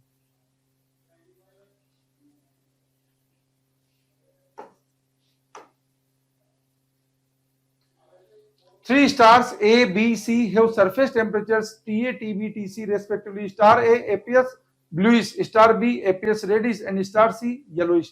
Hence बच्चों ये विंस डिस्प्लेसमेंट लो का क्वेश्चन है रेडिएशन चैप्टर में। रेडिएशन चैप्टर में आप स्टीफन लो भी पढ़ते हैं बच्चों, और भी लो पढ़ते हैं। देखो कैसे कैसे क्या है कि काम करते हैं, वो कॉन्सेप्ट आपको बता रहे हैं।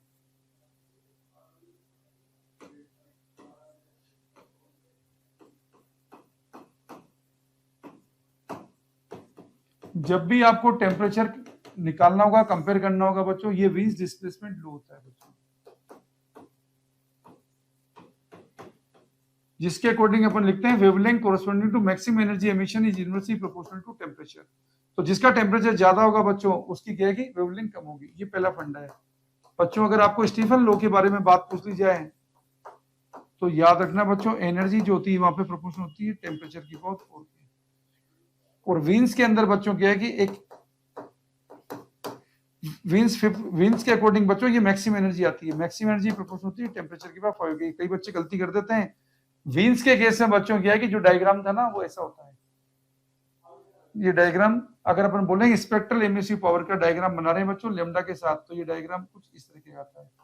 ये जो क्या है कि बच्चों यहाँ पे वेवलेंथ है ना, ये मैक्सिमम एनर्जी एमिटेड। अगर क्वेश्चन के अंदर कभी भी मैक्सिमम एनर्जी आ जाए तो याद रखिए ये प्रोपोर्शन होती है बच्चों टेम्परेचर पर। स्टीफन लॉ में कौन सी एनर्जी आती है बच्चों? एवरेज एनर्जी आती है, याद रखना। एनर्जी रेडिएटेड बाय ये black body per unit surface area per unit time, वो प्रोपोर्शन होती है बच्चों टेम्परेचर पर 4 की। ये एवरेज एनर्जी होती है। कभी भी क्वेश्चन में अगर गया कि मैक्सिमम एनर्जी आ जाए तो याद रखना बच्चों टेम्परेचर की पावर 5 की प्रोपोर्शन होगी। मैक्सिमम वर्ड आ जाए तो ध्यान रखना। लेकिन हमारा तो क्वेश्चन क्या है कि वेज डिस्प्लेसमेंट लॉ का है। तो देखिए बच्चों हमारे क्वेश्चन का सॉल्यूशन इस तरीके से, देखो temperature TA TB TC star A appears बच्चों, स्टार ए आपको मालूम है ब्लू लाइन जो होती है बच्चों उसकी वेवलेंथ कम होती है किससे बच्चों? V I B G Y R. हमारे पास ये डायग्राम है बच्चों। तो ब्लू की बच्चों वेवलेंथ कम है किससे? येलो से। और येलो की वेवलेंथ कम है बच्चों रेड से। और जिसका लेमडा बच्चों क्या है कि कम है उसका टेम्परेचर ज्यादा होगा। तो टेम्परेचर बच्चों ब्लू वाले का ज्यादा होगा येलो वाले से, येलो वाले का ज्यादा होगा बच्चों रेड वाले से। तो यही हमारा आंसर होगा बच्चों टीबी ब्लू वाले का। ब्लू वाले का आपको क्या नाम दे रखा है बच्चों? ए वाला ब्लू वाला है। ए वाला जो है बच्चों ब्लू है। और star B appears reddish, B वाला रेडिश है। और बच्चों येलोइश वाला सी है। तो हमारा आंसर बनेगा T A greater than T C greater than T B. तो 4 ऑप्शन जो दे रखे हैं बच्चों उसमें करेक्ट आंसर हमारा ऑप्शन डी। हम टिक कर देंगे ऑप्शन डी को, क्योंकि ए वाला किसका था बच्चों? ए वाला था ब्लू वाले का। ब्लू वाले का टेम्परेचर सबसे ज्यादा है। ओके। और येलोइश वाला रेड वाला कौन सा बच्चों? बी वाला। ठीक है, तो ब्लू वाले का टेम्परेचर सबसे कम रहेगा। A liquid does not wet the solid surface if angle of contact is. बच्चों ये सरफेस टेंशन का क्वेश्चन होता है। सरफेस टेंशन में आपको मालूम होना चाहिए 2 टाइप के फोर्सेस काम करते हैं, cohesive force, adhesive force. Cohesive force तो कौन से फोर्स होते हैं? Attractive force acting between molecules of same liquid. Adhesive force क्या होते हैं बच्चों? एडहेसिव फोर्स होते हैं डिफरेंट मॉलिक्यूल्स के बीच में जो फोर्स रखते हैं वो एडहेसिव फोर्स होते हैं। अब बच्चों क्या है, कोई भी लिक्विड क्या है कि सॉलिड को वेट कब नहीं करता है बच्चों? कब वेट नहीं करेगा? जब बच्चों लिक्विड लिक्विड के बीच में लगने वाला जो फोर्स है ना, मतलब कोहेसिव फोर्स ज्यादा होना चाहिए एडहेसिव फोर्स है। ये आपका कंसेप्ट है बच्चों।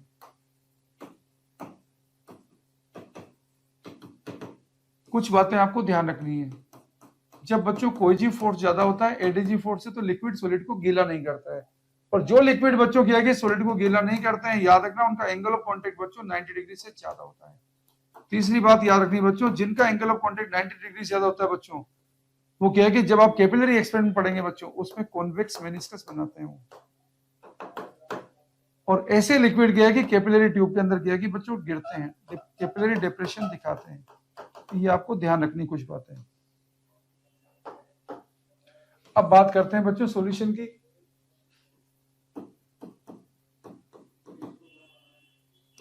सॉल्यूशन में यहाँ पे एक बात और ध्यान रखना बच्चों, ज्यूरिन्स लॉ होता है जो बड़ा इंपॉर्टेंट होता है।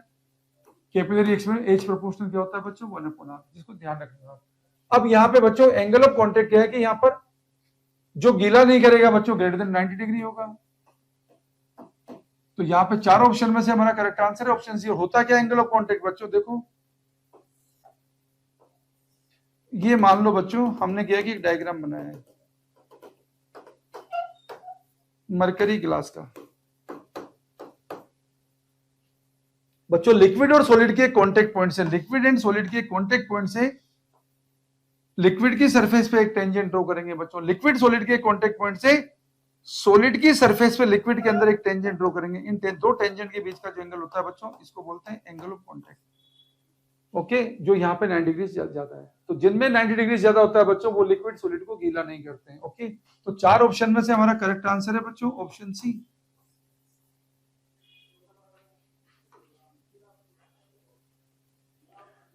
A point mass m is moved in a vertical circle of radius r with the help of a string. The velocity of the mass is at the lowest point. The tension in the string at the lowest point is.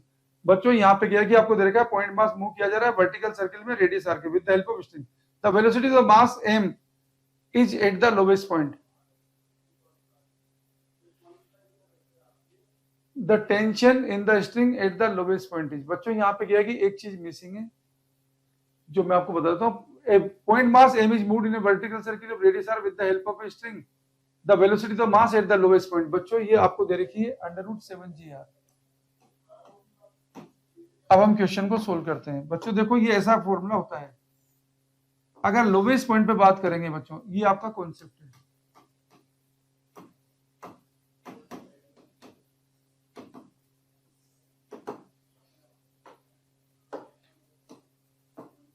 ये lowest point है बच्चों, ये mg लग रहा है।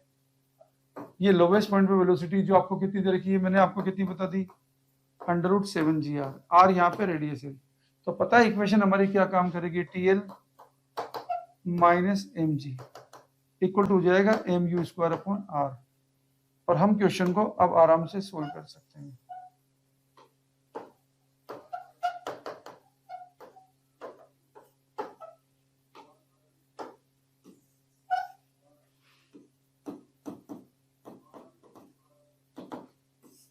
तो बच्चों lowest point tension पूछा है, TL माइनस mg इक्वल लगाएंगे m/r, u² लगा देंगे बच्चों 7g r, r से r कट जाएगा बच्चों, तो हमें सॉल्यूशन मिलेगा TL minus mg equal to मिलेगा 7mg। तो लोवेस्ट पॉइंट पे टेंशन कितना मिल गया, 8mg। तो चार ऑप्शन जो दे रखे हैं बच्चों, चार ऑप्शन में से हमारा करेक्ट आंसर है ऑप्शन सी। तो हम टिक कर देंगे ऑप्शन सी को करेक्ट आंसर। अब मिड पॉइंट पे लगाते हैं बच्चों, तो टीएम कितना होता है, सीधा याद रखना है मिड पॉइंट पे कभी पूछा जाए तो ये आता है बच्चों mv²/r। और हाईएस्ट पॉइंट पे बनाते हैं बच्चों, वो भी याद रखना, हाईएस्ट पॉइंट पे इक्वेशन आती है TH plus mg equal to आता है बच्चों mvh²/r। और ये v कहां पे आएगा बच्चों, मिड पॉइंट का, ये आपको ध्यान रखनी है।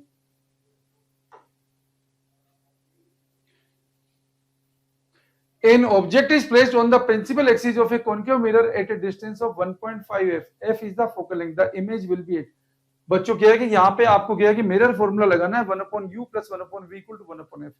हमारे पास क्या है कि जो डायरेक्शन के जो कंसेप्ट यूज करते हैं बच्चों, जितनी भी डिस्टेंस मेजर की जाएगी इंसिडेंट रे की डायरेक्शन में, उसको अपन क्या मानते हैं, पॉजिटिव। इंसिडेंट रे के अपोजिट क्या होगी बच्चों, नेगेटिव। सारी डिस्टेंस का मेजरमेंट क्या है कि दो टाइप के फॉर्मूले होते हैं बच्चों, एक गॉस फॉर्मूला है, एक न्यूटन फॉर्मूला है। गॉस फॉर्मूले में बच्चों रेफरेंस पॉइंट हमारा क्या होता है, पोल होता है बच्चों, जिस फॉर्मूला लगाते हैं 1/u plus 1/v equal to 1/f।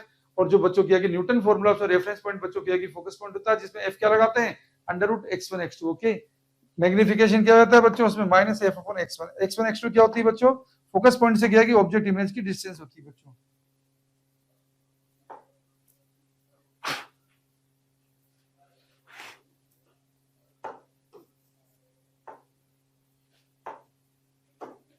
तो बच्चों ये क्वेश्चन को सोल्व करने का हमारा कॉन्सेप्ट है।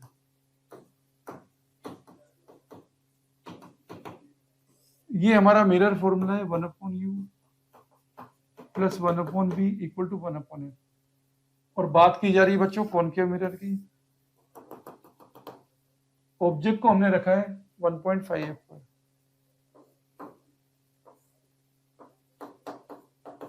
f इसकी फोकल लेंथ है। अब बच्चों देखते हैं इसका सॉल्यूशन। बच्चों इंसिडेंट रे हमेशा मिरर के सामने से आती है, मिरर के सामने से आएगी, मेजरमेंट पोल से करेंगे, तो बच्चों u तो क्या हो जाएगा, इसका नेगेटिव हो जाएगा। v अननोन को कोई साइन नहीं देंगे बच्चों, f इसका माइनस में लिया जाएगा। हमारा फॉर्मूला हो गया 1/u plus 1/v equal to 1/f। तो बच्चों सोल्व करूंगा तो 1/v कितना आ गया, -1/f प्लस 1.5f। सोल्व करा बच्चों तो यहाँ पे 1.f कॉमन ले लिया बच्चों, तो कितना हो गया, -1.5 प्लस इतना हो गया बच्चों 1, कितना बच गया, -0.5/1.5f। अगर इसे सोल्व करूंगा बच्चों तो कितना आ गया, v 3 बार कट जाएगा बच्चों, तो v कितना आ गया बच्चों, v आ जाएगा आपके पास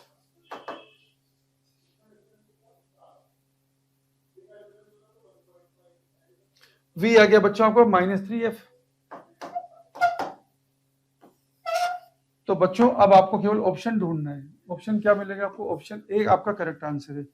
तो चारों ऑप्शन में से हमारा करेक्ट आंसर है ऑप्शन ए। और वैसे भी याद रखना बच्चों, जब भी कॉनकेव मिरर में ऑब्जेक्ट कहां पे होता है बच्चों, एफ एंड सी के बीच में होता है, तो याद रखना उसकी इमेज रियल बनेगी और कैसी बनेगी, बियॉन्ड सी बनेगी बच्चों। तो आपको क्या है, अगर प्रैक्टिकली देखा जाए तो क्या है कि रियल ऑब्जेक्ट है बच्चों, रियल ऑब्जेक्ट की क्या बनेगी बच्चों, रियल इमेज बनेगी। तो आपको क्या है, सोल्व करने की जरूरत नहीं थी, सीधा सीधा आंसर कर देते इसको ए।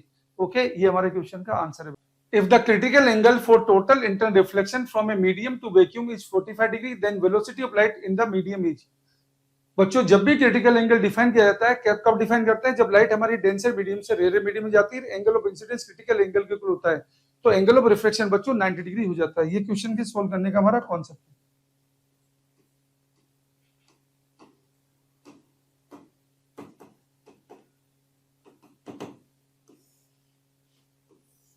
तो बच्चों जब लाइट हमारी डेंसर मीडियम से जाएगी रेयर मीडियम में, और एंगल ऑफ इंसिडेंस हो जाएगा क्रिटिकल एंगल के इक्वल, तो ये एंगल ऑफ रिफ्लेक्शन रहता है 90 डिग्री। यहाँ का बच्चों रिफ्लेक्ट इंडेक्स है मीडियम का म्यू मीडियम, ऊपर एयर है बच्चों, रिफ्लेक्ट इंडेक्स है ऊपर 1। तो बच्चों स्नेच तो अगर लगाएंगे तो हमें इक्वेशन मिलेगी mu medium into sine theta c equal to 1 into sine 90 degree. तो बच्चों साइन थीटा सी हमें मिलेगा 1 अपॉन म्यू मीडियम।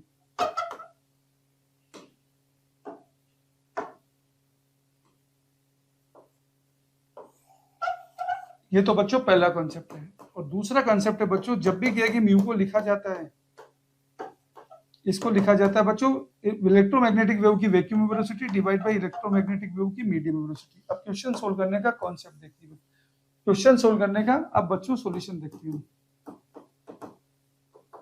हमें क्वेश्चन के अंदर बच्चों क्रिटिकल एंगल दे रखा है 45 डिग्री, तो हम लिखेंगे sine 45 degree equal to 1 upon mu medium. और बच्चों साइन 45 डिग्री होता है 1 अपॉन रूट 2। तो बच्चों यहां से हमें म्यू मीडियम मिला है, रिफ्लेक्ट इंडेक्स मिला हमें रूट 2, जिसको हम क्या लिख सकते हैं, सी अपॉन वी मीडियम। तो बच्चों वेलोसिटी मीडियम में हमारे पास आ गई है सी अपॉन रूट 2। सी की वैल्यू होती है बच्चों 3 इंटू 10 की पावर 8 डिवाइड बाई रूट 2। ये बच्चों हमारे क्वेश्चन का सॉल्यूशन है। चार ऑप्शन जो दे रखे हैं बच्चों, उसमें करेक्ट आंसर हमारा ऑप्शन बी, तो हम ऑप्शन बी को हम करेक्ट आंसर टिक करेंगे।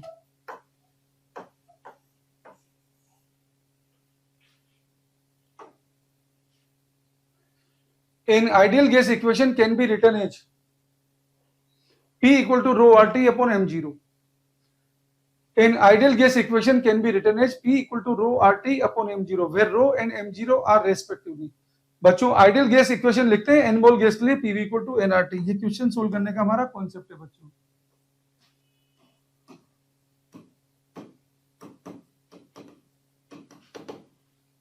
फॉर एन मोल गैस के लिए हम इक्वेशन लिखते हैं बच्चों PV इक्वल टू nRT। तो बच्चों यहां से प्रेशर लिख देंगे अपन N अपॉन VRT। तो बच्चों नंबर ऑफ मोल लिखते हैं mass of gas divide by molar mass into volume into RT। बच्चों गैस का मास डिवाइड बाय गैस का वॉल्यूम, इसको लिखेंगे बच्चों गैस की डेंसिटी।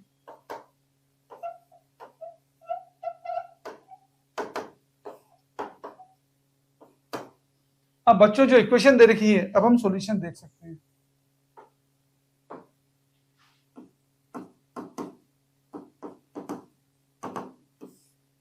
हम लिखेंगे बच्चों P इंटू एम इक्वल लिखेंगे बच्चों रो गैस इंटू RT। अब बच्चों कंपेरिजन करेंगे, एम यहाँ पे बच्चों आपको इक्वेशन दे रखी P M0 इक्वल टू दे रखी बच्चों रो RT।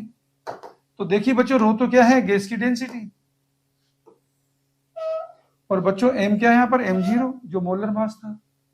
तो बच्चों mass density and molar mass, चार ऑप्शन में से हमारा करेक्ट आंसर है बच्चों ऑप्शन सी।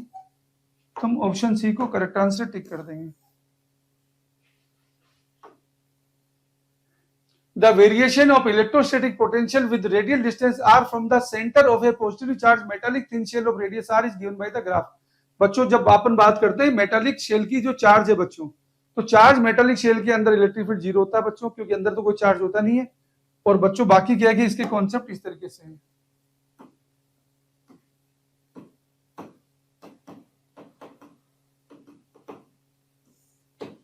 ये हमें बच्चों चार्ज मेटालिक शेल दिखा रखा है,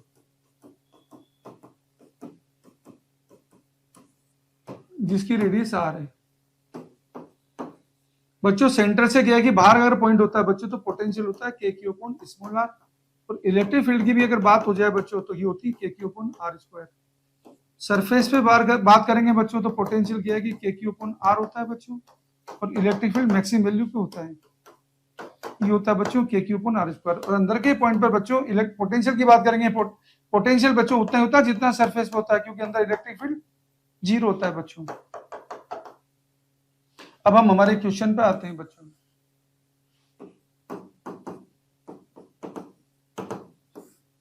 बच्चों शेल के केस में हमारा पोटेंशियल का ग्राफ इस तरीके से है बच्चों, सेंटर से डिस्टेंस है स्मॉल आर, अंदर पोटेंशियल कांस्टेंट है बच्चों, बाहर ग्राफ हाइपरबोला है।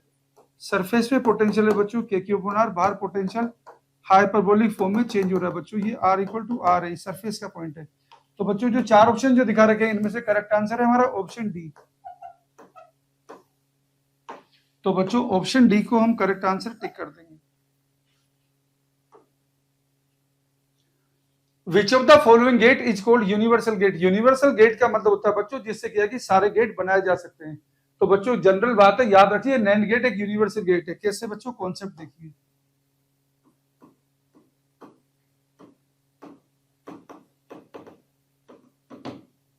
पहले तो बच्चों नैंड गेट का डायग्राम देखिए,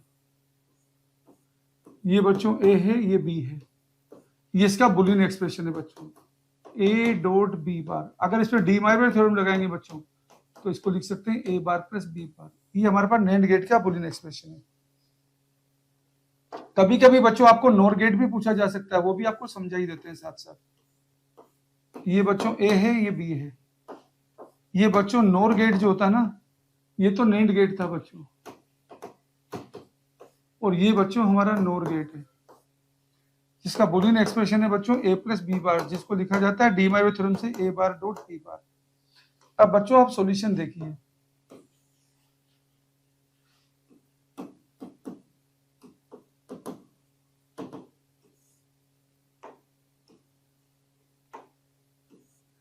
देखो सबसे पहले आपको बता रहे हैं बच्चों, ये नैंड गेट के दोनों इनपुट को हमने क्लब कर दिया बच्चों। तो बच्चों यहां पे हमको मिल गया ए बार, ये नोट गेट बन गया बच्चों। दूसरा देखो बच्चों, ये हमारे पास नैंड गेट था बच्चों, जिसका हमें आउटपुट मिला था ए डॉट बी बार। इसको बच्चों फिर से नैंड गेट का इनपुट बना दिया, तो ये बच्चों ए डॉट बी बार बार हो जाएगा, तो बच्चों बन गया ए डॉट बी। तो ये बन गया बच्चों एंड गेट। आगे देखो बच्चों, ये अब अपन नैंड गेट के दोनों इनपुट अपन ने फ्यूज कराए बच्चों, तो हमें मिला ए बार। ये बच्चों हमने क्या कि लिखा बी, यहां से मिला बच्चों बी बार। इन दोनों को बच्चों हमने फिर से नैंड गेट पे लगाया बच्चों, तो देखो हमें क्या मिला ए बार डॉट बी बार बार मिला बच्चों। इसे लिखेंगे ए बार बार प्लस बी बार बार, तो ये मिला बच्चों ए प्लस बी। ये मिल गया बच्चों और गेट। तो बच्चों आपने देखा नैंड गेट से आपने नोट गेट भी बना लिया, एंड गेट भी बना लिया, और एंड गेट भी बना लिया। तो हमारा नैंड गेट बच्चों यूनिवर्सल गेट है। तो चारों ऑप्शन में से हमारा करेक्ट आंसर है option C. The PV diagram for an ideal gas in a piston cylinder assembly undergoing a thermodynamic process is shown in the figure. The process is, बच्चों जब भी अपन थर्मोडाइनमिक प्रोसेस की बात करते हैं तो ये आपका कॉन्सेप्ट है बच्चों, जिससे आप कोई भी इस तरीके के क्वेश्चन को सोल्व कर सकते हैं। देखो अगर हम इक्वेशन लिखेंगे बच्चों पीवी की power x equal to constant, और इस इक्वेशन में बच्चों अगर x इक्वल टू इंफिनिटी हुआ तो यह बच्चों वॉल्यूम कांस्टेंट होगा। इस प्रोसेस का नाम हो जाएगा बच्चों आइसोकोरिक या आइसोमेट्रिक। दूसरा देखिए बच्चों, अगर बच्चों यहां पे x इक्वल टू 0 हुआ तो यहां प्रेशर कांस्टेंट होगा बच्चों, और जिस प्रोसेस में प्रेशर कांस्टेंट होता है बच्चों उस प्रोसेस का नाम होता है आइसोबैरिक प्रोसेस।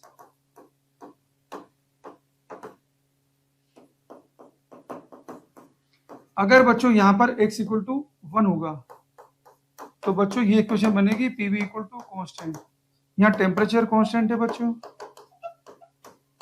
ये बनेगा बच्चों आइसोथर्मल प्रोसेस। अगर बच्चों यहाँ पे x इक्वल टू गामा हुआ तो बनेगा PV gamma equal to constant, ये बनेगा बच्चों एडियाबेटिक प्रोसेस। और गामा क्या होता है बच्चों 1+2/f। अब अपन क्वेश्चन का सॉल्यूशन देख लेते हैं बच्चों। और गामा के अलावा कोई वैल्यू होगी बच्चों नाम हो जाएगा पॉलीट्रोपिक। ओके, तो क्वेश्चन का सॉल्यूशन इस तरीके से बच्चों। इस प्रोसेस में आपको देखने से ही मालूम चल रहा है बच्चों यहाँ गैस का प्रेशर कांस्टेंट है।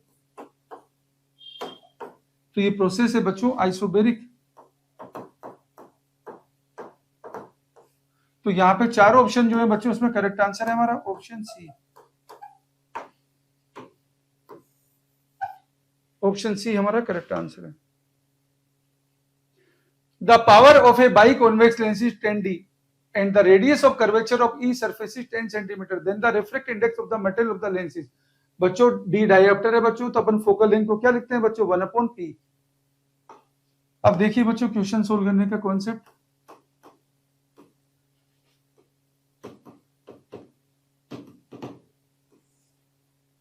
बच्चों पहली बात फोकल लेंथ को लिखते हैं बच्चों 1/p। और दूसरा बच्चों बाइकॉन्वेक्स लेंस में क्या है कि दोनों सरफेस की रेडियस ऑफ कर्वेचर सेम होती है बच्चों। अगर लेंस के मटेरियल का रिफ्रैक्टिव इंडेक्स म्यू बच्चों तो 1/f लगाते हैं बच्चों, म्यू -1 1/r1, r1 पॉजिटिव होगा, -1/r2, r2 नेगेटिव होगा, तो बच्चों आ जाएगा 2 म्यू -1/r। अब क्वेश्चन का हम सॉल्यूशन देखते हैं बच्चों।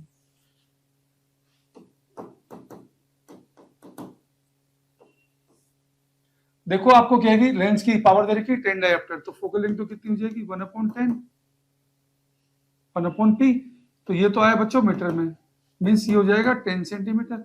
अब बच्चों लगा रहे हैं अपन लेंस फॉर्मूला, तो 1/f equal to mu -1 1/r1 -1/r2, ये हो गया बच्चों म्यू -1 1/5, ये बच्चों 1/10। जो कट रहा है उसे काट लीजिए बच्चों, क्या कट रहा है 5 से 10 दो बार कट गया बच्चों, तो म्यू -1 इक्वल टू आ गया 1/2। तो बच्चों सोल्व करने से म्यू आ गया 3/2। तो चार ऑप्शन जो है बच्चों, चार ऑप्शन में से हमारा करेक्ट आंसर है ऑप्शन डी।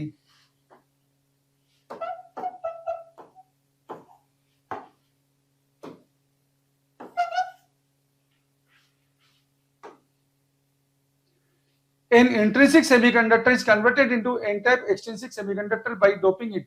बच्चों ये याद रखिए इंट्रिंसिक सेमीकंडक्टर तो क्या होते हैं बच्चों, जिसमें number of hole valency energy band में number of electron conduction energy band के इक्वल होते हैं। और फर्मी एनर्जी लेवल बच्चों बीचों बीच होता है valency energy band conduction energy band के बीच में। और बच्चों एन टाइप सेमीकंडक्टर जो होते हैं उसमें बच्चों नंबर ऑफ इलेक्ट्रॉन ज्यादा होते हैं बच्चों नंबर ऑफ होल से, और फर्मी एनर्जी लेवल क्या है कि कंडक्शन एनर्जी बैंड के पास में होता है बच्चों रिलेटिवली। अब जब बात करेंगे बच्चों पी टाइप सेमीकंडक्टर की, तो यहाँ पे बच्चों नंबर ऑफ होल ज्यादा होते हैं बच्चों नंबर ऑफ इलेक्ट्रॉन से, Fermi energy level closer to होता है किसकी बच्चों वैलेंसी एनर्जी बैंड के। अब आप क्वेश्चन सोल्व करने का कॉन्सेप्ट देखिए बच्चों।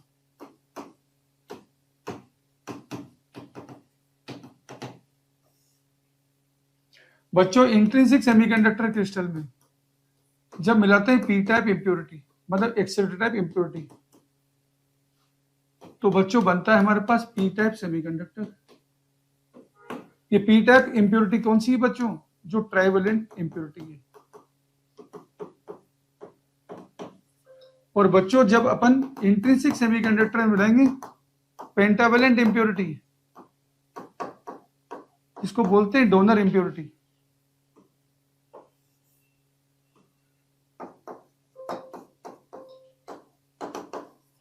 तो बच्चों बनता है एन टाइप सेमीकंडक्टर या डोनर टाइप सेमीकंडक्टर। तो जो चार ऑप्शन है बच्चों, इन चार ऑप्शन के अकॉर्डिंग हम सॉल्यूशन देखेंगे। हमें बनाना है बच्चों एन टाइप जिसमें पेंटावेलेंट मिलेंगे बच्चों, तो फास्फोरस पेंटावेलेंट इंप्योरिटी का एक एग्जांपल जिसमें हर एटम के पास एक इलेक्ट्रॉन एक्स्ट्रा होता है बच्चों, 5 इलेक्ट्रॉन होते हैं बच्चों। ओके, तो 4 तो कोवेलेंट बॉन्ड बना लेते हैं, एक एक्स्ट्रा बचा रहता है क्रिस्टल में, जो डोनेट करता है बच्चों, जिससे इम्प्योर डेटा में एक इलेक्ट्रॉन डोनेट करने के बाद क्या है कि एक इमोबाइल पॉजिटिव आयन में कन्वर्ट हो जाता है। चार ऑप्शन में से बच्चों हमारा करेक्ट आंसर है ऑप्शन ए। तो बच्चों ऑप्शन ए को हम टिक कर देंगे।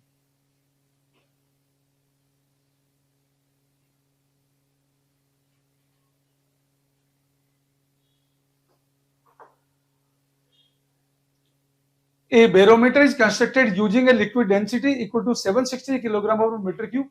What would be the height of the liquid column when a mercury barometer reads 76 centimeter? Density of mercury equal to 13,600 kilogram per meter cube. बच्चों क्या है कि जब प्रेशर, अगर आप क्या है कि ज्यादा डेंसिटी का लिक्विड काम में लोगे तो हाइट कम आएगी बच्चों, कम डेंसिटी का लिक्विड लोगे तो बच्चों हाइट ज्यादा आएगी। प्रेशर इक्वल टू होता है बच्चों HDG। ये कंसेप्ट हम यूज करेंगे बच्चों।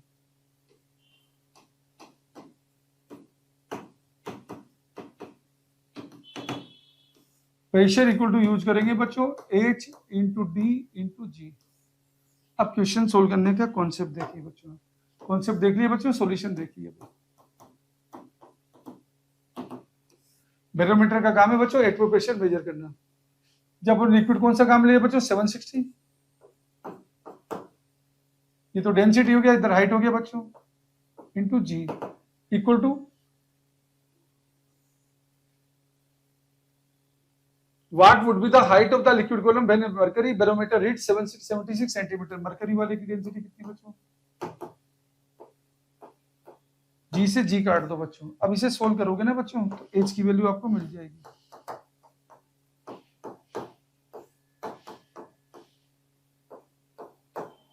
जो कट रहा है उसे काटिए बच्चों। क्या कट रहा है? एक जीरो से एक जीरो कट गया, 76 से 76 कट गया, ये आ गया बच्चों इतने सेंटीमीटर। तो इतने सेंटीमीटर आ गया बच्चों, तो कितना हो जाएगा?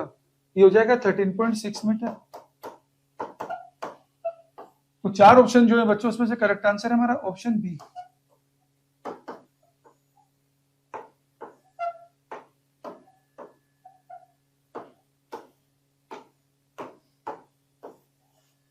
ऑप्शन बी हमारा करेक्ट आंसर है। A wire of length L meter carrying a current I ampere is bent in the form of a circle. Its magnetic moment is, बच्चों मैग्नेटिक मोमेंट जब लिखा जाता है उसको लिखते हैं नंबर ऑफ टर्न इनटू क्या की current into cross section area से। तो यहाँ पे देखिए बच्चों, ये आपकी क्वेश्चन सोल्व करने का कॉन्सेप्ट है। मैग्नेटिक मोमेंट को लिख रहे हैं बच्चों अपन NIA से, और डायरेक्शन होती है इसकी एरिया वेक्टर की डायरेक्शन में। अब क्वेश्चन का सॉल्यूशन देखिए बच्चों।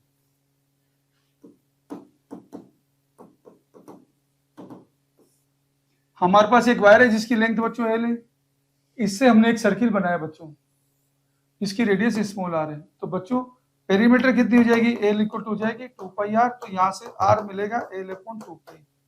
अब बच्चों हम मैग्नेटिक मोमेंट आराम से लिख सकते हैं। अब आएगा बच्चों I into πr², I pi r² हो जाएगा बच्चों L²/4π²। जो कट रहा है उसे काट लीजिए बच्चों। क्या कट रहा है? एक पाई से एक पाई कट जाएगा बच्चों, ये हो जाएगा I L²/4π,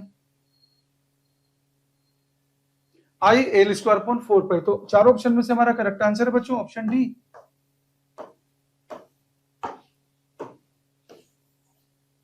इसे हम टिक कर देंगे। A parallel plate capacitor having cross section area and separation D has air in between the plates.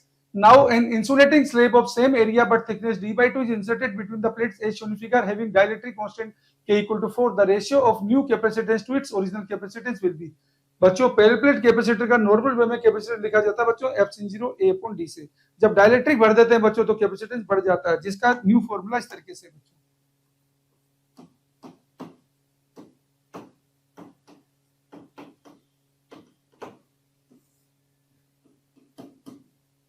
बच्चों जब यहाँ पे बीच में एयर है, ए यहाँ पे किसी एक प्लेट के एक साइड का सरफेस एरिया है, तो बच्चों कैपेसिटेंस लिखा अपन F0 A/D। और बच्चों अगर यहाँ पे इसके बीच में प्लेट के बीच में हमने एक डाइलेक्ट्रिक स्लैब डाल दी बच्चों, जिसकी थिकनेस बच्चों T है, जिसके मटेरियल का डाइलेक्ट्रिक कांस्टेंट K है बच्चों, तो C लिखा जाता है इसका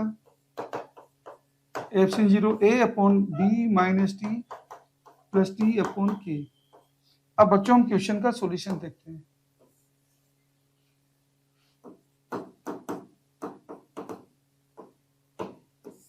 देखो बच्चों नया सी जो आएगा F0 A, स्लेब डालिए बच्चों जिसकी थिकनेस D/2 है। ओके,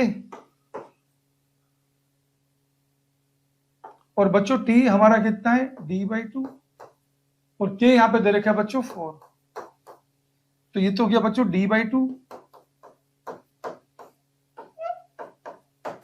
प्लस D/8, ये हो जाएगा बच्चों 4D/8 5D/8, तो ये हो गया बच्चों 8 F0 A अपॉन 5D। तो जो चार ऑप्शन है बच्चों, चार ऑप्शन में से हमारा करेक्ट आंसर है बच्चों ऑप्शन बी, क्योंकि C' अपॉन C करेंगे बच्चों तो आ रहा है 8/5, तो हम आंसर टिक करेंगे बच्चों बी को।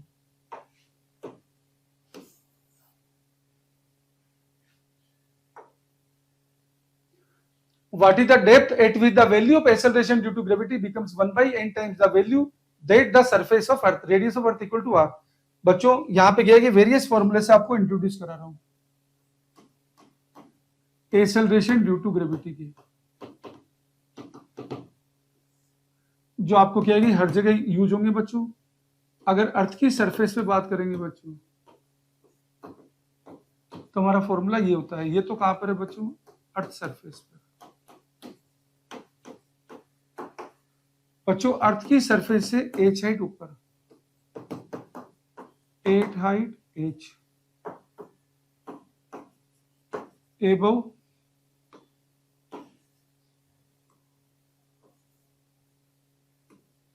above earth surface.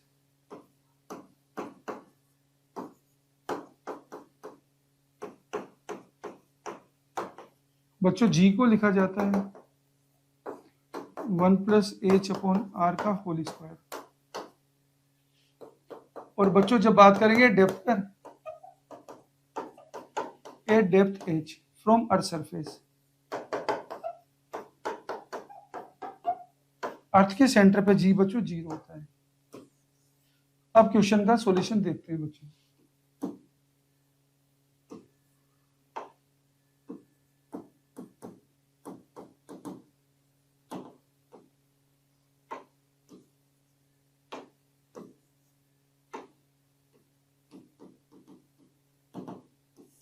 देखो बच्चों कितनी डेप्थ पे ये हो जाएगा 1/n अर्थ की सरफेस का, तो बच्चों G' इक्वल टू है G 1 माइनस h/r। और आपको डेप्थ की बात पूछी है बच्चों, वो बता देते हैं आपको। देखो G की वैल्यू कितनी दे रखी है G/n equal to G 1 minus D/r। Solve करेंगे बच्चों, जो कट रहा है उसे काट लीजिए, G से G कट गया, 1/n इक्वल टू गया 1 माइनस D/r। तो बच्चों 1 माइनस 1/n इक्वल टू गया D/r। ये हो गया बच्चों n माइनस n/n। तो D कितना हो गया बच्चों, D हो गया n minus n/n into r। ये हमारे क्वेश्चन का आंसर है बच्चों।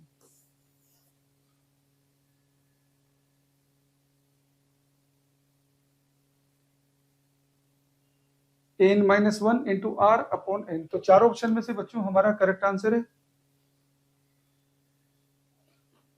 Option B. तो हम ऑप्शन बी को हम टिक कर देंगे बच्चों, correct answer. Time intervals measured by a clock gives the following readings 1.25 second, 1.24 second, 1.27 second, 1.21 second and 1.28 second. What is the percentage relative error of the observations. बच्चों percentage relative error निकालने का concept ये है बच्चों।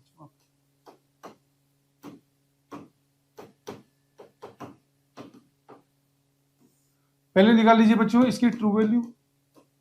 तो जितनी भी यहाँ पे ऑब्जर्वेशन है, सपोज यहाँ पे आपको क्या है कि 5 ऑब्जर्वेशन दे रखी है, तो जितनी आपको ऑब्जर्वेशन दे रखी है बच्चों,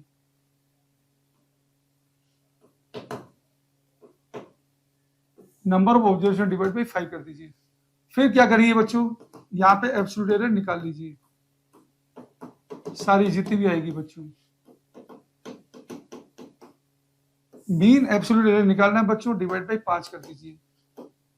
और इसके बाद बच्चों परसेंटेज एरर निकालना है, ये आएगा बच्चों delta T bar upon T bar into 100।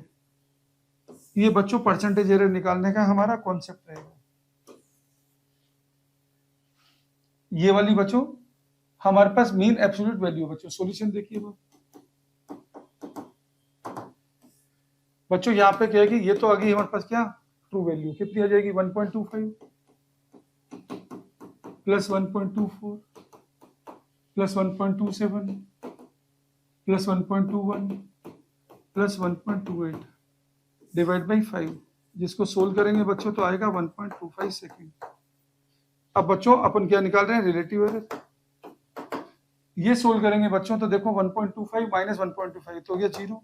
1.25 ये हो जाएगा बच्चों 0.01, 1.25 0.27 ये हो गया बच्चों 0.02 और ये हो जाएगा बच्चों 0.04, फिर हो जाएगा बच्चों 0.03 डिवाइड बाई 5। तो 1 और 2 3 4 7 और 3 10, ये हो जाएगा बच्चों 0.02। अब बच्चों हम निकाल रहे हैं परसेंटेज एरर। ये आपके पास आ गया बच्चों 0.02 डिवाइडेड बाई 1.25 इंटू 100, जो कट रहा है उससे काटिए बच्चों। देखो 0.02 से ये 125 से कितनी बार कट जाएगा बच्चों, 125 है ये बच्चों, तो करेंगे तो बच्चों 8 बार कटेगा 0.8 टाइम, तो ये हो जाएगा बच्चों 1.6%। तो 4 ऑप्शन जो है बच्चों उसमें करेक्ट आंसर आएगा हमारा ऑप्शन डी। तो हम ऑप्शन डी को हमारा करेक्ट आंसर टिक करेंगे बच्चों। 3 identical spheres each of mass m are placed at the corners of a right angle triangle with the mutually perpendicular sides equal to 2 meter. See figure. Taking the point of intersection of the two mutually perpendicular sides of the origin, find the position vector of the center of mass. बच्चों centre of mass जब भी निकालना हो point mass system का तो formula हमारा ऐसा होता है।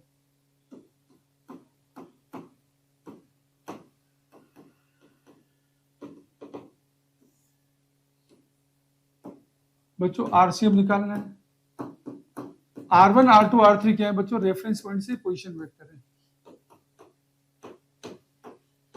Divide by total mass system का m1 plus m2 plus m3। अब बच्चों क्वेश्चन सोल्व करने का हम सॉल्यूशन देखते हैं।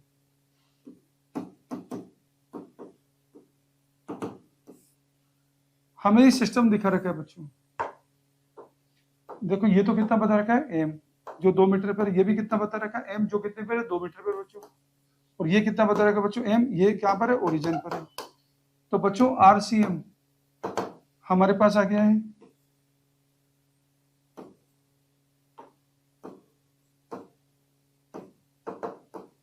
m इंटू 2i के प्लस m इंटू 2j के, ओरिजिन बोलेगा तो 0 आएगा अपॉन 3m, जिसको सोल्व करेंगे बच्चों तो m से m कट जाएगा 2/3i के प्लस 2/3j के।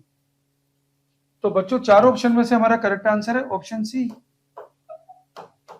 तो ऑप्शन सी को हम करेक्ट आंसर टिक कर देंगे बच्चों। The equivalent distance between A and B for the mesh shown in the figure is. बच्चों क्या है कि कॉन्सेप्ट ये होता है,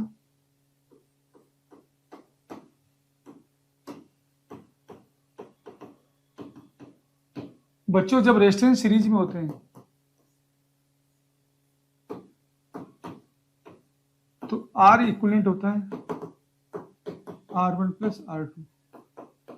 जब बच्चों रेजिस्टेंस पैरेलल में होते हैं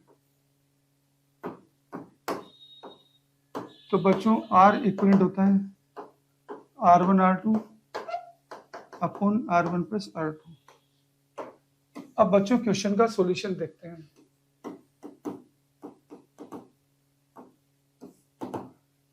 अगर आप देखेंगे बच्चों 4 ओम 8 ओम सीरीज में कितना हो गया बच्चों 12, 12 और 6 किस में बच्चों पैरेलल में, तो 12 इंटू 6 अपॉन 12 प्लस 6, और बाकी इसके साथ किस में आ जाएंगे बच्चों 4 और 8 के साथ सीरीज में, तो कितना हो गया बच्चों 72 अपॉन 18 प्लस 12, क्योंकि बच्चों 4 plus 12।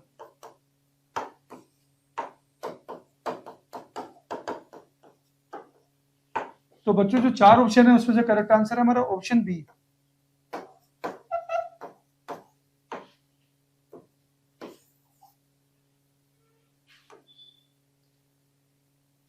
Calculate the acceleration of the block and trolley system shown in the figure. The coefficient of kinetic friction between the trolley and the surface is 0.05. G equal to 10 metre per second square. Mass of the string is negligible and no other friction exist. बच्चों क्या है कि जब भी ऐसे system में acceleration निकालना होता है तो फॉर्मूला होता है बच्चों net unbalance force divide by total moving mass, अगर शॉर्टकट में जाना है तो.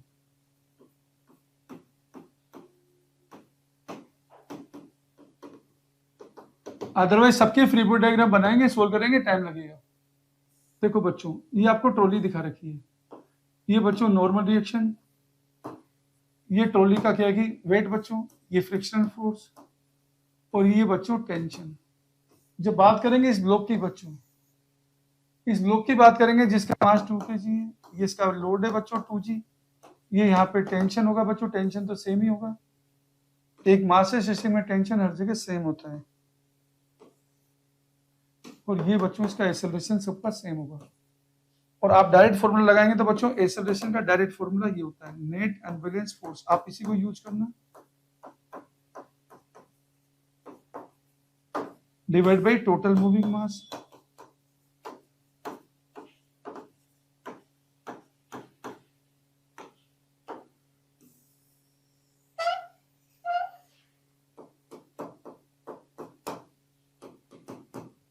तो सॉल्यूशन देखते हैं बच्चों. आप चाहते तो यहाँ की वजह क्या बना सकते थे 2g minus 2 equal to A, t minus mu equal to m into A. लेकिन आप ऐसा ना करके बच्चों नीट में आप इसको डायरेक्ट करिए. कैसे? Acceleration equal to net unbalance force. कितना हो गया बच्चों 2g minus mu 0.05 into 10g upon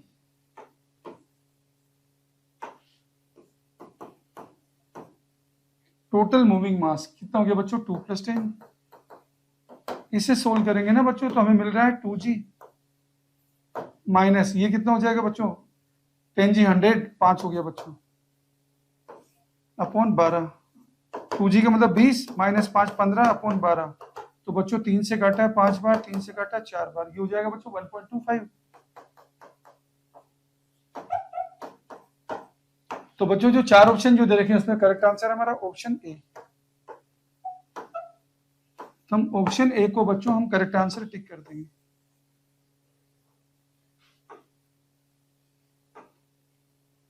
thank you बच्चों. ये हमारे क्या है कि 2020 अक्टूबर का क्या है कि बच्चों जो नीट फीस का क्या है कि पेपर है उसका सॉल्यूशन है.